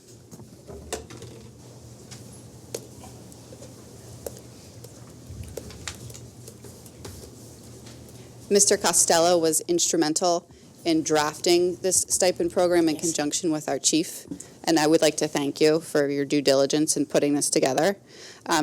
Chief and Leo, if you could give us a brief synopsis of the stipend program itself. All right, the stipend program, these programs are very common across the country now as the demographic changed, and very much the demographic of the people who live in Conshohocken has changed. These programs are designed as incentives both to recruit and retain people in the fire service. They also provide by providing a small incentive. The program that we have basically is modeled on programs that are used throughout the country, where it is more common to have a paid county department supplementing the local volunteers, with the local volunteers receiving a stipend for their services. They're usually very clean programs. We have created a program between the legwork that I did in working with the two fire companies. The program will work on two different methods for our people, either by taking part in on-call hours, where you would make sure that you were available to make every single fire in a certain block of time, or on a point basis, whereby attending a call or performing some other public service, you would receive a point. At a certain plateau, you would become eligible for the stipend. The program would be monitored internally by an overall administrator picked out of the two companies, and in each station would have two people to do the in-house legwork and bookkeeping, and a report would be prepared and submitted to the borough on a quarterly basis so that you knew where the program stood and how many people were participating. And one of the challenges with the fire companies face is obviously getting new members. So if we can grab 1 or 2 members a year, that would be a huge bonus, even 1 or 2. That's big at the end of the year for us. So, we put this program in place. It also has, if you go to trainings and continue your education in the fire service, that there's point system that way. So we made this program as easy as we could to make this successful. So, So understand that in the budget that was proposed to you this evening, there is $40,000 allocated, so this is not a request on top of what was requested of you this evening. It's in the budget. These are individuals, our volunteer firefighters, that dedicate their lives to saving other lives, and we feel that will help them not only retain their volunteer firefighters, but also hope to recruit volunteer firefighters if there's some sort of incentive, while it may be small, is something to recognize their efforts. From an administrative and process perspective, we would be, on the 20th, what will be in front of you is a resolution that encompasses what has been submitted as the stipend program initiative. That will also include Act 172 that allows for the tax credit. So there would be 2 options that volunteer firefighters would be benefiting from: the stipend program that has dollars allocated in the budget, and Act 172, which is a tax credit option. Have you socialized the stipend program to members, and what kind of feedback are you getting? Very positive. It has been talked about. In fact, a couple of the guys gave me some ideas that if this is successful and does continue to expand, I've received a couple really good ideas that maybe we can work in down the road. Right. So it does sound like it's being very well received by our people. And that was from both fire companies, correct? Yes. Okay. and one thing I see in the surrounding communities that already have a stipend program established, you see more guys hanging out at the firehouse at night, where you drive by a lot of places and it's just dark, and we don't want that. We want to build this program to, when the bell goes off, within a couple minutes you have a fire truck in front of your house with a crew to be able to perform any duties that we are called for. Right, I believe they get stipend credit for volunteering for like evening calls. Yes. Being in-house, doing Yes. things at the firehouse. Yes, they're different all, things that's like all that, part of yes. the program, yes. Right, it's a good plan. And one of the hopes is that this will build a certain camaraderie level where you'll get small teams of guys that'll work together Right. and more or less compete with one another, who But I who was can be there to wondering- draw the better calls, as it were. I mean, Right. Right. One of the I think it's a great program, I really do. Me too. Great idea. And I like the way that it rewards the current members as well as attracting new members. I think that's so important, the retention, and to value continuing education, because it is such a technical field now. It is. Many people don't appreciate all and- the different levels of training you have to take. As it is, and somebody who's been in the service for a while, I see that classes that I took even as close as maybe 5 or 10 years ago, there's not just updates, there's whole new classes, Right. so I am Right. back in school again. Right. It's a Yeah. huge commitment. It is. We're so lucky to have you all. And we'd like to thank you for considering. Yes, Oh. do appreciate More this. questions, Steve? No, I just applaud you guys for thinking outside the box to help us support you in ways that, will continue the volunteer fire departments. One of the things that I Commitments. looked at over the course of the years in trying to increase membership and stuff like that, was doing some research into SAFER grants, which are federal grants, very complicated to get. You can get, several $100,000 on them if you're successful. And they talked about doing programs like this in that. And I did a little research, and they are quite successful in some parts of the country. And actually, some places, the dollar amounts they're awarding, I was surprised at how high they were. Right.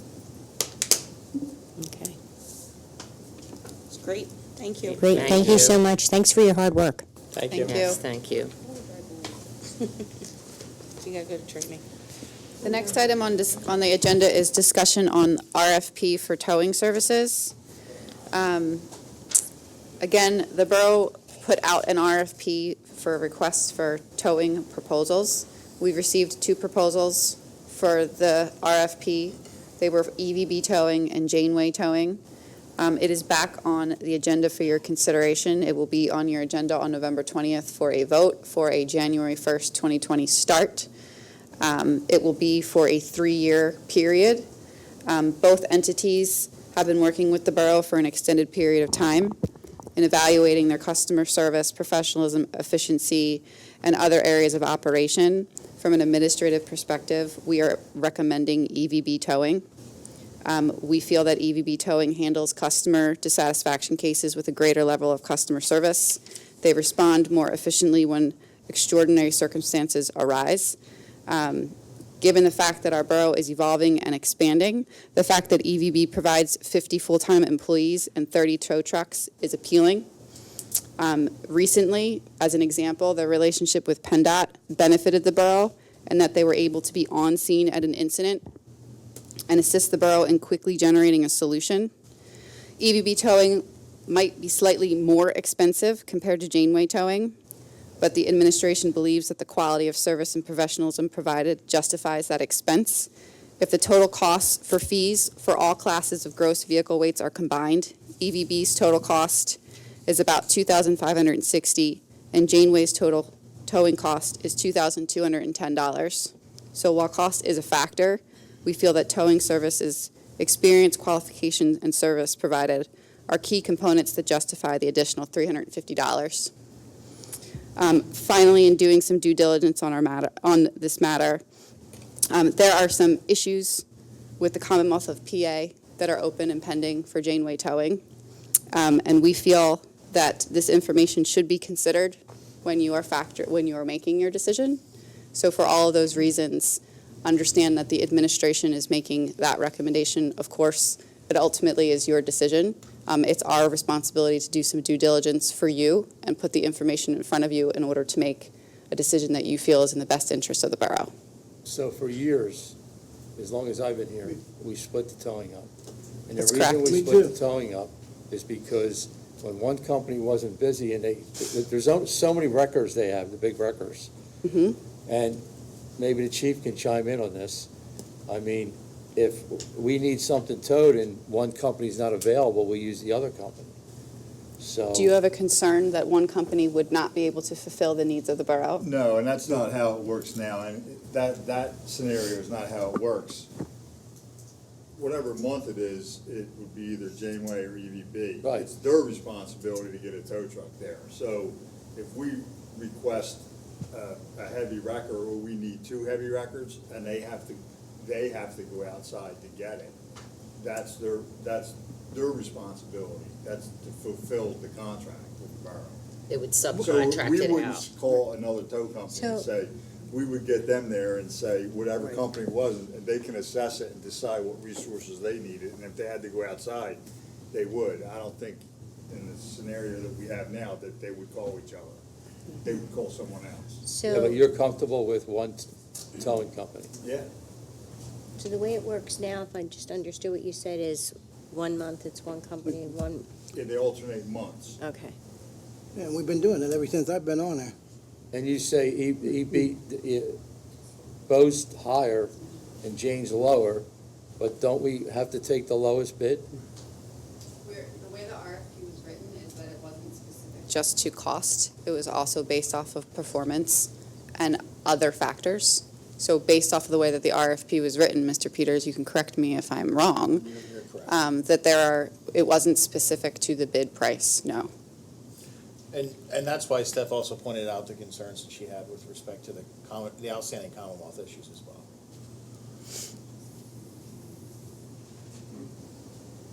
Janeway they didn't have no problems while they were towing in the country, would they?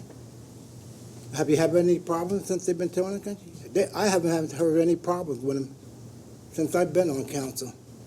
There are concerns. The way we were doing it. There are the tow concerns company. with Janeway Towing relative to customer service, and in respect to their business, relative to issues that they have with the Commonwealth of Pennsylvania, that I don't think you should make a decision without being aware of. Yeah.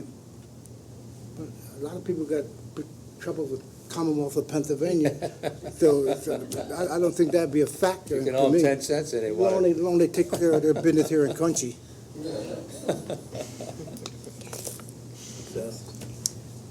Mr. Griffin, I'm just providing you information. Again, you can make whatever what I decision you think feel too, is in yeah. the best Okay. interest of the borough. I'm with you. Does anyone else have any questions or comment at this time on that matter? Okay.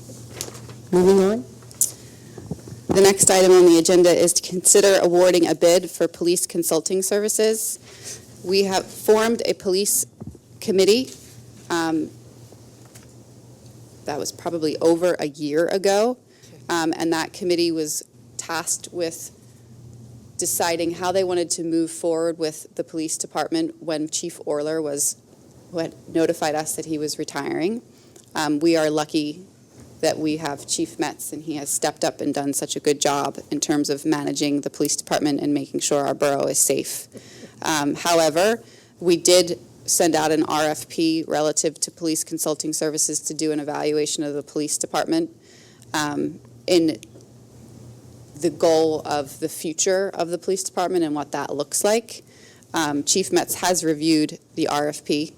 The firm that did submit the RFP the company is called Matrix. We've revised their original submission to include only an evaluation of the department. We've removed the component of a police chief search. So the price for the total RFP has decreased to $33,400.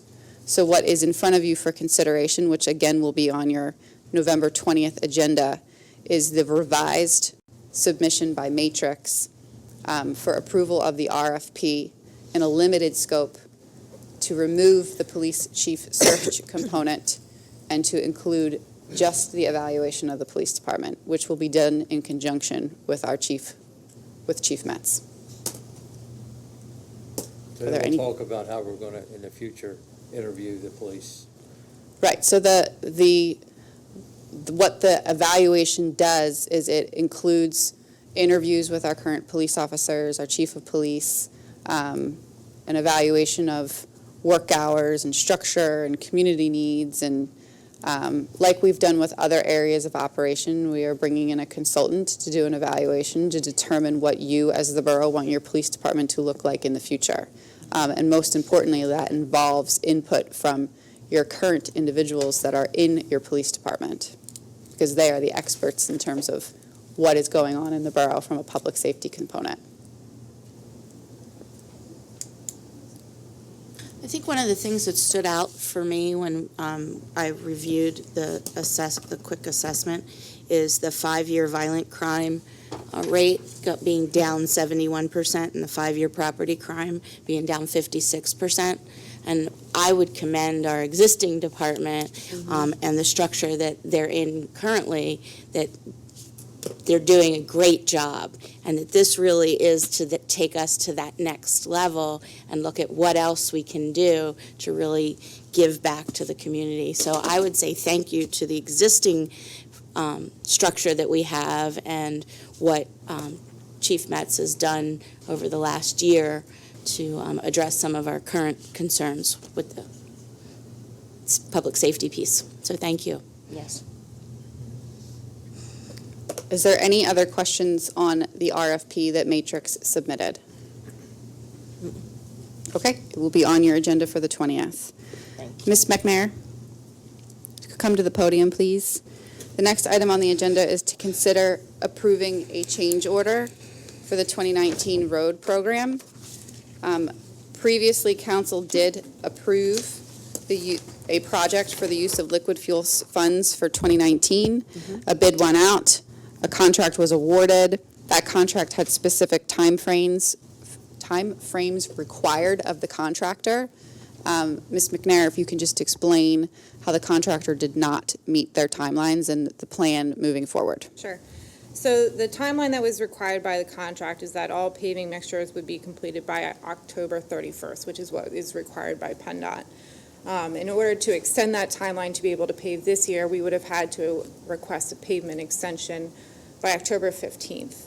But the contractor had not even submitted their documents at that time, so we were unable to do that. So to be able to move forward with the project, this change order then moves all work to begin in April of 2020. And that date was selected because that's when PennDOT allows paving to begin again. Okay. With the same contractor. Same contractor, yes. So he's the one that was in fault, right? Yes. So we're going to let him give him another shot, another try? It's not another try, it's the same contract, just continued timelines. And you did look into this contractor? Did he? Yes. Where other places did he work? Townships? I don't have those with me, but they were submitted with his bid. He has worked with our company in other locations, and I did speak with our coworkers, and they recommended this contractor. So I believe they will do good work once they do the work. They were unable to complete it in accordance with the contract timelines. In the past years, we had some real contractors that really we had a lot of problems with, so we need to find out that he's capable. I mean, this is one strike against him. Absolutely. And we got to make sure he can perform for us. Yeah, thank you. If you're so inclined, we would need a motion to approve change order 1 for the borough's 2019 road program, formally revising and extending the contract times to have all work completed after April 1st of 2020. Is this a dollar? I was going to say, there's no pricing. Yeah, there's no pricing. There's no price, there's no Okay. increase, there's no price, it's the We contract should be price. back charging him. Yeah. You know what that means, back charge, right? Yes. I'll make that motion. I'll second. All in favor? Aye. All opposed? Motion carries. Thank you. Thank you, Karen. Thanks, Karen. Thank you. Thank you, Karen. Next item on the agenda is to consider accepting the resignation of a member of the Planning Commission. We received notification from Mr. Tobin that he was submitting his formal resignation. He did do so in letter form. You have that letter in front of you. We need to formally accept his resignation prior to us advertising for the vacant position.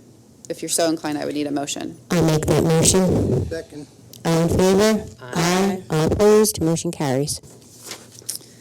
The next item is to consider approving Resolution 2019-23, which designates a Section 504 officer. Section 504 of the Rehabilitation Act of 1974 requires that federally funded programs be accessible to and usable by people with disabilities. Municipalities are required to designate an individual to serve as its Section 504 officer to ensure compliance with the Rehabilitation Act with regard to physical and programmatic access to its federally funded programs.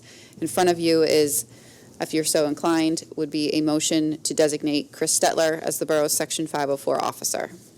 I'll make that motion. I'll second. All in favor? Aye. All opposed? Motion carries. The last item on the agenda under Manager Matters is to consider approving an addendum to the solid waste disposal agreement with Covanta Plymouth. Just to give you some background, in 2014, West Conshohocken, and Plymouth entered into an intermunicipal agreement for trash and recycling disposal with Covanta Recovery LP. The bid provided for the disposal of up to 8,025 tons of residential municipal solid waste at the Plymouth Covanta facility for a period of 5 years. Currently, Covanta Plymouth converts municipal solid waste to energy from its waste facilities. The facility processes approximately 1,216 tons of waste per day from over 40 clients. One of those clients is the City of Philadelphia. This results in the generation of approximately 32 megawatts of renewable energy that is then sold to Exelon. The current renewal rate for fiscal year 2020 is set at $58.50 per ton. The original bid included a 5-year renewal option and then an additional 5-year renewal option, all with set prices. The Covanta contract is up for renewal as of 1/1/2020. However, there have been recent events that have raised concerns relative to its plant's operation. Covanta Plymouth's facility has had recent incidents resulting in health and safety concerns among borough residents. Covanta's mission statement promises that Covanta will conduct its business in an environmentally sound manner that is protective of human health and the environment. That is quoted from the bid they submitted to the borough back in 2014. Given the concerns of borough residents, if the borough chooses to continue its relationship with Covanta, it must take steps to hold Covanta accountable for its purported mission. While it may be obvious that renewable energy is a good thing, both environmentally and fiscally, the operational incidents at the plant raise very serious concerns. Borough administration has carefully considered the community's concerns and has proposed to Covanta a middle ground solution, specifically a limited renewal option for a term of less than the 5 years previously contemplated in the bid. It's our hope that Covanta will demonstrate over a limited period that it has fixed its operational deficiencies and that it understands that the operational failures over the last year are unacceptable. What we have proposed is a 2-year renewal contract, which would contain a clause for additional extensions if applicable. The extension would maintain the prices currently quoted at the bid in 2014. In other words, the borough has heard the community's concerns regarding Covanta. We actually demanded a shorter term contract, which was not looked on favorably first from Covanta's management, and then all 3 municipalities demanded that again. And we feel that shorter term contract would permit ongoing monitoring of Covanta's operations and ultimately permit an educated determination of whether or not Covanta can rectify their operational issues and provide a safe long-term solution for the borough as it relates to renewable trash disposal. Satisfactory resolution of these issues has been promised by the Covanta's leadership, which I understand that members of our community feel is not sincere. After considering all concerns and available disposal options, there are additional options that we will still be looking into over the course of the next 2 weeks, so you'll have additional data in front of you before you make a decision. Borough administration believes that this short-term renewal is in the best interest of the borough. It demonstrates that the borough has concerns about the plant's operations. It makes a clear statement that the borough's expectation is that Covanta will fix its operational issues and uphold its promise to be a good corporate partner that holds the health and safety of our community as paramount. The 2-year renewal allows the borough to continue for the short term to have a fiscally responsible trash and recycling disposal operation. An analysis of available options reveals the best alternative option at this point, again, which we are still looking into, would be a contract with J.P. Mascaro, which is $96.50 per ton. This equates to an increase in approximately $120,000 for tonnage alone, without also factoring in manpower needs, gas, vehicle use, travel time, etc. It also results in the borough's trash being disposed in a landfill instead of a renewable energy facility. Finally, and importantly, the 2-year renewal maintains the borough's interest in Covanta as a stakeholder. With an additional 40 clients, Covanta Plymouth will continue to operate with or without the borough's business. Because the facility is not located within the borough's borders, removing the borough as a stakeholder in the facility removes much of the leverage that the borough holds. The 2-year renewal allows the borough to retain a voice and ensure borough residents' interests are protected. We've received some very valuable input from our community with concerns that have been noted. On behalf of some of the individuals that couldn't be here tonight, I just want to make sure council is aware that the borough has received those concerns and we've responded to every single one of them that have been brought to my attention. Given that, with some of the feedback that we've received from the residents during the 2-year limited time period, where it's our hope that our relationship with Covanta will also result in some initiatives such as increased education and communication protocols on emissions, coordination with our emergency services personnel to equip the borough if a situation occurs that it warrants emergency service personnel, stressing the importance of emissions data being provided to the community. Again, working with the plant to determine what, if anything, they would be required to provide to our borough, as opposed to the borough providing it to our community. So what is it that we can ask from them at their expense? And then also maintain close relationships with other waste disposal facilities in case of an emergency. We have a responsibility to our community to provide trash disposal services. So that is imperative as well. Again, there's no vote this evening. There's letters back and forth from Covanta. Nothing is finalized at this point. West Conshohocken and Plymouth also have to go through their own process as well. However, we wanted to put it on your agenda this evening so you would understand where we are with Covanta's management and where we hope we're getting to in 2 weeks so that you can make a decision so that there is a plan in place for trash and recycling disposal moving into 2020. Stephanie, are there any other options for our waste removal other than just Mascaro? Yes. So, and it's interesting because I had a conversation today with a resident, and I did speak with Mr. Sokolowski, who is our Executive Director of Operations.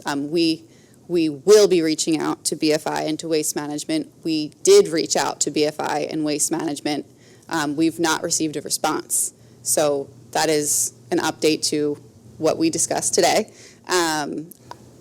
Understand that they are also public entities who are profit-driven. They're aware of the issues that we are currently dealing with Covanta. So I think that those entities as well are unfortunately trying to take advantage of some of the situation that's going on right now. But we will do our due diligence and make sure that we reach out to BFI and Waste Management again. I also have one other question.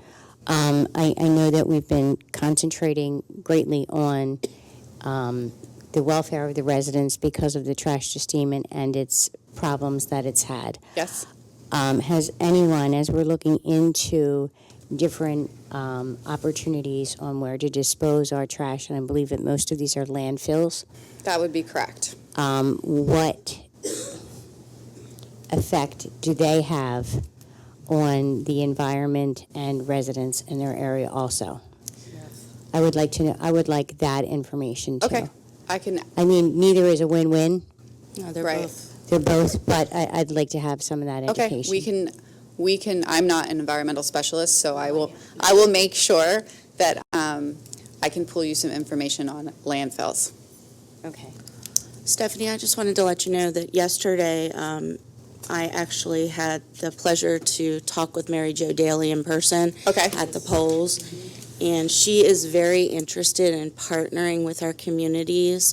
She's done the tour of the Covanta plant. She's actually spoken to many of our residents recently about some of the Covanta concerns, and she wants to partner with us from the perspective of making sure that we are holding Covanta accountable as well as the DEP, making sure that they understand that they have a huge role in enforcing, not only observing, but enforcing anything that would be outside the EPA regulations. So she will probably be reaching out to us to organize some of that. We'll make sure that when she reaches out and we have that information, that it immediately gets out to the community. Yes, and it's great to have her, Her and the support. county involved, yes. Yep. Anyone else have any questions? No. On that? No. Thank you. Thank you, Just Steph. don't want to go fast on this.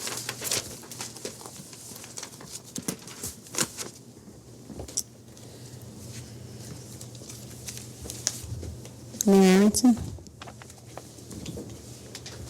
I just want to give everyone a reminder that Monday is Veterans Day, and our schedule for ceremonies on the day is up on the screen. 10 o'clock sharp is going to be the ceremony at 2nd and Fayette, and then 10:30 will be in the West Conshohocken Memorial, and then we'll close out at 11 o'clock at our 5th and Wells Monument, and then the VFW welcomes all of you and the community to come to the post for lunch afterwards. So I hope we see everyone there. And then on Thursday, the EAC is having a meet and greet social at Guppy's. They're just trying to tell the community some of the great things that they're working on, including the tree planting. There's going to be drink specials from Guppy's, and I'll be signing a mayor's pledge for solar energy. So we'll have a little ceremony for that. So come on down and hang out with us. That's it. Mr. Stokely? Yes. And no offense, Steph, you did a great presentation tonight. It was great. You explained it very well. But I think that if we're thinking about raising taxes and talking about the budget, I think we should do it on the televised meeting, because I think the residents need to know outside that we are going to do this. I recorded the budget presentation. It will air in conjunction with the 11:20 meeting on that Thursday date. Thank you. You're welcome. Thank you. Same with the trash and steam plant. That will be on a public agenda that is televised on 11:20. Okay, thank you. I appreciate that. Yep. Okay, I have my report for the Sewer Authority. We had a meeting on October 22nd. The DEP compliance, the plant remains in full compliance with the DEP. Our liner project Phase 2, following SEPTA's review of the authority's application for entry permits to conduct survey work in areas where the sewer main crosses beneath the SEPTA tracks. So we're working on that. The PA Small Water and Sewer Grant, we're looking to get, I believe it's 2 more grants. Let me see here. Yeah, 2 more grants to assist with ongoing projects, including the Phase 3 of the liner project. We've been testing our equipment, and they're doing a pilot test of a centrifuge for sludge processing. Doesn't that sound like fun? Ongoing projects, 51 Washington. The property may be sold by the current owner to another developer. This will make the 3rd one.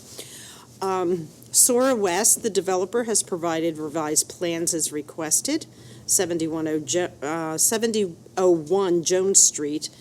We had a pre-construction meeting that was held on the 7th, and 3 connections have been made to the sewer main there. 7 Tower, the board approved a second addendum to the service and escrow agreement for this project. 3rd quarter billing has gone out. The 2020 budget will be reviewed at the November finance meeting, and we're actually having a safety luncheon on Friday because there have been 1,000 days without any accidents at the Sewer Authority. And we're very pleased to hear that. That's great. And that's it. Thank you, Anita. Tina? I just want to say thank you to all the residents that came out to vote yesterday. I think all the polls showed positive turnout, and I think from my perspective and talking with everyone, we got a lot of great feedback from our residents yesterday on what the good things going on in Conshohocken, and a lot of feedback on the things that we still need to work on. So, it's traffic, it's Covanta, it's looking at streets and paving. So I think, we've got a lot of work to do, and we're going to continue just to kind of tick away at them until we can find solutions that will work for the community. Thank you. Jane? It's a little early, but I just want to start reminding people about Santa Claus coming to the Marywood Park House on Black Friday, and we wouldn't be able to do it without Ambucks, who are our sponsors, but also the help of all our volunteer firemen. So that's at 5:45 that Friday. Thank you. Mike? Yes, I just want to congratulate you girls. You did a great job. You almost did a better job than I did. So I look forward to working with you for the next couple of years, girls. Thank you, Mike. Thank you. I would just echo the same things that Tina said. It was a wonderful opportunity. It was great to see so many people that came out and voted, and the feedback is very, very valuable. So I thank you. Chief Metz? On the 21st of this month, Mission Kids is holding a fundraiser in conjunction with the Conshohocken Brewing in Bridgeport. It's 20% of alcohol and food all day long will be donated. And if you don't know about Mission, I'm glad there's a lot of people here. If you know about Mission Kids, it's It's an organization that was started really not that long ago, and they're dedicated to providing guidance, assistance in child abuse cases. And we use them all the time. They're a tremendous resource for us. When we investigate crimes like this, we call upon them for their expertise in interviewing children and stuff like that. And unfortunately, we use them way more than I wish we had to, but they're a great resource. And if you're looking to donate, go out and have lunch or dinner, go there on the 21st. 21st. Great organization.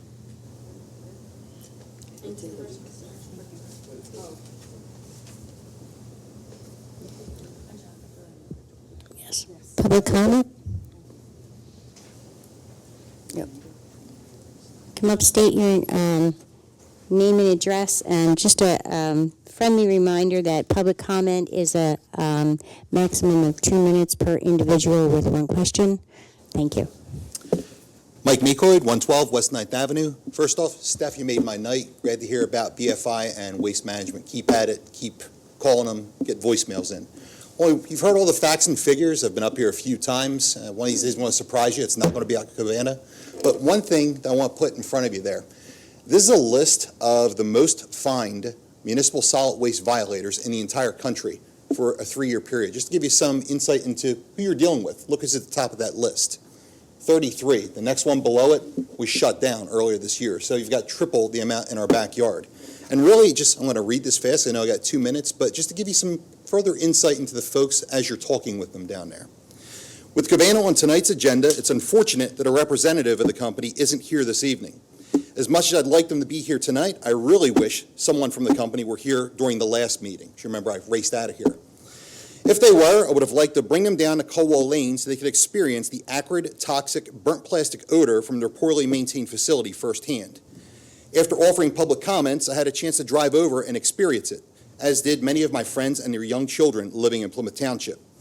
I got out and could only be there for about 10 minutes before my eyes started to water, my nose started to run, and I started to cough. Neither Covanta nor DEP can tell residents who live there precisely what they inhaled for hours, only give vague reassurances and to recommend visiting a healthcare professional if they are made to feel ill. This is unjust and should make us all feel very upset. Plymouth took the brunt of this last emissions event. With a slight change in wind direction, we could easily be talking about Conshohocken. Understand that when DEP cited Covanta for their latest event, the primary violation was for their failure to contact DEP within the required 2 hours after their malfunction. When I spoke to Councilman Stokely outside the polls yesterday morning, I told him to keep this in mind. During every meeting or interaction with Covanta going forward, every time he makes eye contact with Covanta's representatives, he should realize that the people he was speaking with had such little regard for his safety and the safety of his family and neighbors that they waited 5 hours before notifying DEP of their last uncontrolled shutdown event. Remember that. Consider this. Why isn't the DEP's phone number the very first speed dial on every landline and cell phone within that facility? Think about it. Think about it long and hard. In 5 hours, I could fly nonstop from Philadelphia to Los Angeles. What was Covanta's management doing for 5 hours while nearby residents, adults, and children were inhaling potentially toxic emissions?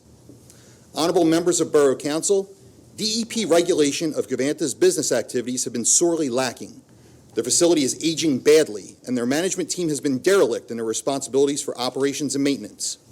Covanta pays DEP violations in much the same way delivery companies pay parking tickets for blocking traffic in Center City. And if you look at that, that's a pretty low number considering all the violations. So you can do it with pocket change. There are costs of doing business. We as residents have very few options available to us. The only recourse we really have is to sever our business relationship, hit them in the wallet, and find another option. Honorable council members, in your dealings with Covanta, you should realize that their actions or inactions in this most recent event should speak much louder than their words. No additional apology should be accepted, nor should anything they say be trusted. And that goes in line with the prerequisites or conditions you're putting on them, keeping this in mind. How can you possibly trust folks who might try to convince you it's snowing while they're dumping toxic ash on your town? I'll leave you with that. Thanks. Thank you. Thank you.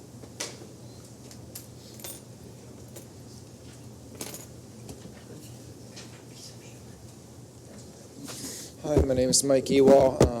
Run a nonprofit called Energy Justice Network. I'm an attorney and environmentalist and been studying waste issues for about 30 years now. Wanted to speak to the Covanta issue. I've been studying the contracts in all 22 municipalities that have formerly been in a consortium with this facility. All the ones that have incinerator contracts with Covanta are paying more, including your borough, than the 3 that I've now have data on that are paying Waste Management to take that waste straight to a landfill. The waste contracts for landfill are the only ones that are under $50 a ton still this year, when you're paying much more than that. Rockledge is paying, I think you're paying 28% more than Rockledge is and a couple other municipalities, about 25% more you are compared to them. This idea that incineration is renewable energy is ludicrous. It's dirtier than coal, according to EPA's own data, across many different pollutants. It's the largest air polluter in Montgomery County.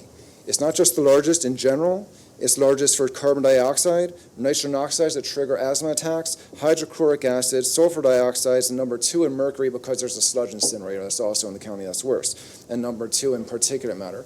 Just one of those pollutants is enough to cause $23 million, and that's the fine particulate matter that gets lodged deeply in the lung, causes strokes and heart attacks. $23 million in annual health damage just from that one pollutant from this one plant.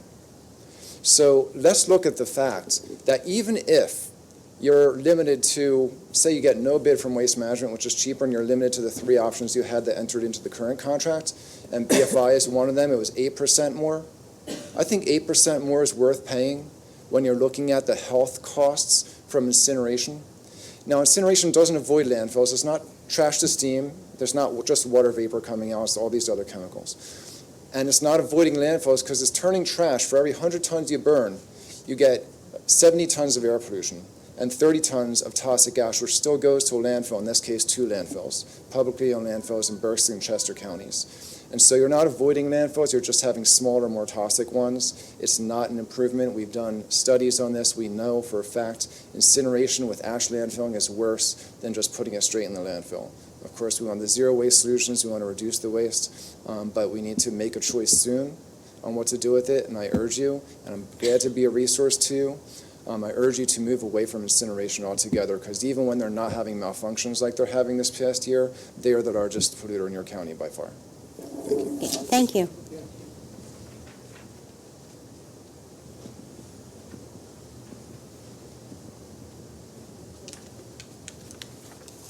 My name is Jessica Ram. I'm on Sutcliffe Lane in Conshohocken, and I'm just going to let you guys pass these around. Oh, can you flip it the other way? Sorry, that's the back. I became active in this topic, extremely active, I should say, 3 weeks ago when I was woken at 2 in the morning from I guess, the third malfunction from Covanta. And then 2 days later, I woke up to find ash covering my car. And I'll post a picture if I can try at the end of my speech. But so that was 3 weeks ago. Since then, I've had 2 more incidents of my car being covered in ash. And I'll tell you, try and tell a 4-year-old and a 1-year-old not to go near your car every time they get in it. So it's extremely concerning to me because I know what's in the ash. I'm actually, my full-time job is an air quality consultant. So I help companies get these permits. Oh, I have an extra one, but I help companies actually obtain air quality permits. And I am in shock that that Covanta is still operating under their current permit. They have a number of violations. Just on the back of my sheet, there's a list of some of their violations. And as Mike mentioned, they're number 1 source of pollution in Montgomery County. They'll give you the impression that they're under control and they're monitoring their emissions and they've got monitors. But they're not monitoring the most toxic emissions that you can think of. They're monitoring kind of the normal daily emissions that people are concerned about. But this facility is different because they actually do emit some of the most carcinogenic pollutants. One of their violations in 2011, they paid a $40,000 fine for emissions of hexavalent chromium. So, I mean, tell me what the cost you think is to expose you and your family to hexavalent chromium. How much should DEP have fined them? it's a highly, if you ever watch Aaron Brockovich, you know, it's highly carcinogenic. Yeah, I mean, I can't say it any worse than that. That's just one of the pollutants. They also emit dioxins, which is the most toxic man-made chemical known to science. And these highly toxic pollutants, they're only monitoring one time per year. So while they have continuous emission monitors, recording every minute of certain pollutants, the most toxic ones, they're only looking at once a year. And you know how uniform waste can be. They're burning batteries, they're burning household trash, they're burning recyclables, they're burning plastics. So once a year is not good enough, and I know what's in that air, and I do not want it in mine or my children's lungs. So as you can see, the problem isn't with their malfunctions. The problem is that they exist so close to our neighborhoods. If Covanta tried to build the facility in today's day and age, that facility would not stand as is because they've been grandfathered into not having to obtain certain air pollution control measures. So it's an out-of-date facility, and they have no incentive to change right now. I don't want to beat a dead horse, as Mike said. This notion that you're saving landfills by, not using landfills by incinerating instead is ludicrous, because once you burn this material, it turns into a very small ash that's covering my car. And also then that ash is brought into a landfill where it's easier to disperse into the air, the soil, and the water because it's in such small pieces. So it would be better to remain intact in landfills. It's not that we're not using landfills. Again, renewable energy is something we use for wind and solar, not for trash. It's, this is not man-made, environmentally friendly a source of energy here. And not to mention, they're not helping the environment by burning diesel fuel in order to burn this trash. If DEP were able to handle this situation on their own, then I wouldn't be standing in front of you today. Our group, there's a Facebook group at the bottom of my page. We were founded after the event this past December, and there's been 4 instances since then. DEP has only issued 1 notice of violation for these 4 events, and that notice of violation has yet to come with any kind of fine. So I'm not aware. They're clearly in violation of their air permit, and therefore the Clean Air Act, and I'm not sure why they're able to keep operating and why they're not being fined. But again, DEP has fallen short of the citizens' expectations. Thank you. Thanks. I'll just try and show a quick picture of my car so you guys can see. It's not a small amount of ash.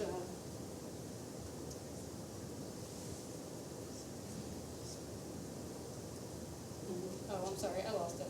Okay. Thank you. If you email me, if you want to see the pictures, you can go on the Facebook group or email me, and I can show you. Thank you. Thank you very much. Come up and state your name and address, please.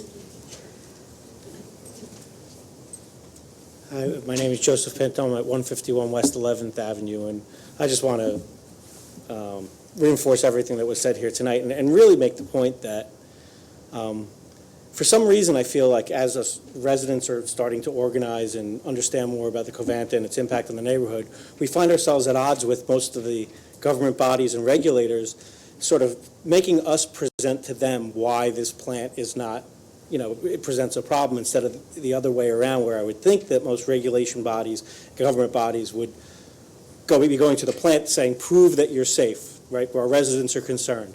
Instead, the DEP gives us, literally says, if you don't feel good, go to the doctor. When we express concerns that when the failures occur, Covanta can't say what comes out of the smokestacks. So we're inhaling something. We can smell it. Our eyes are burning. Our lungs are burning. Our kids are complaining that, they don't feel well. And when we ask them what happens during these incidents, their answer is, oh, we can't tell you.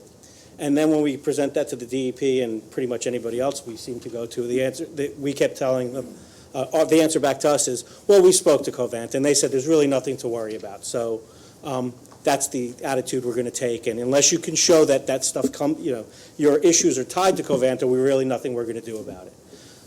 It just seems backwards to me, right? We're taxpayers, we're residents. The health and safety of the people who live in the township, I would think, would be the number one priority of the people who administer and govern the township.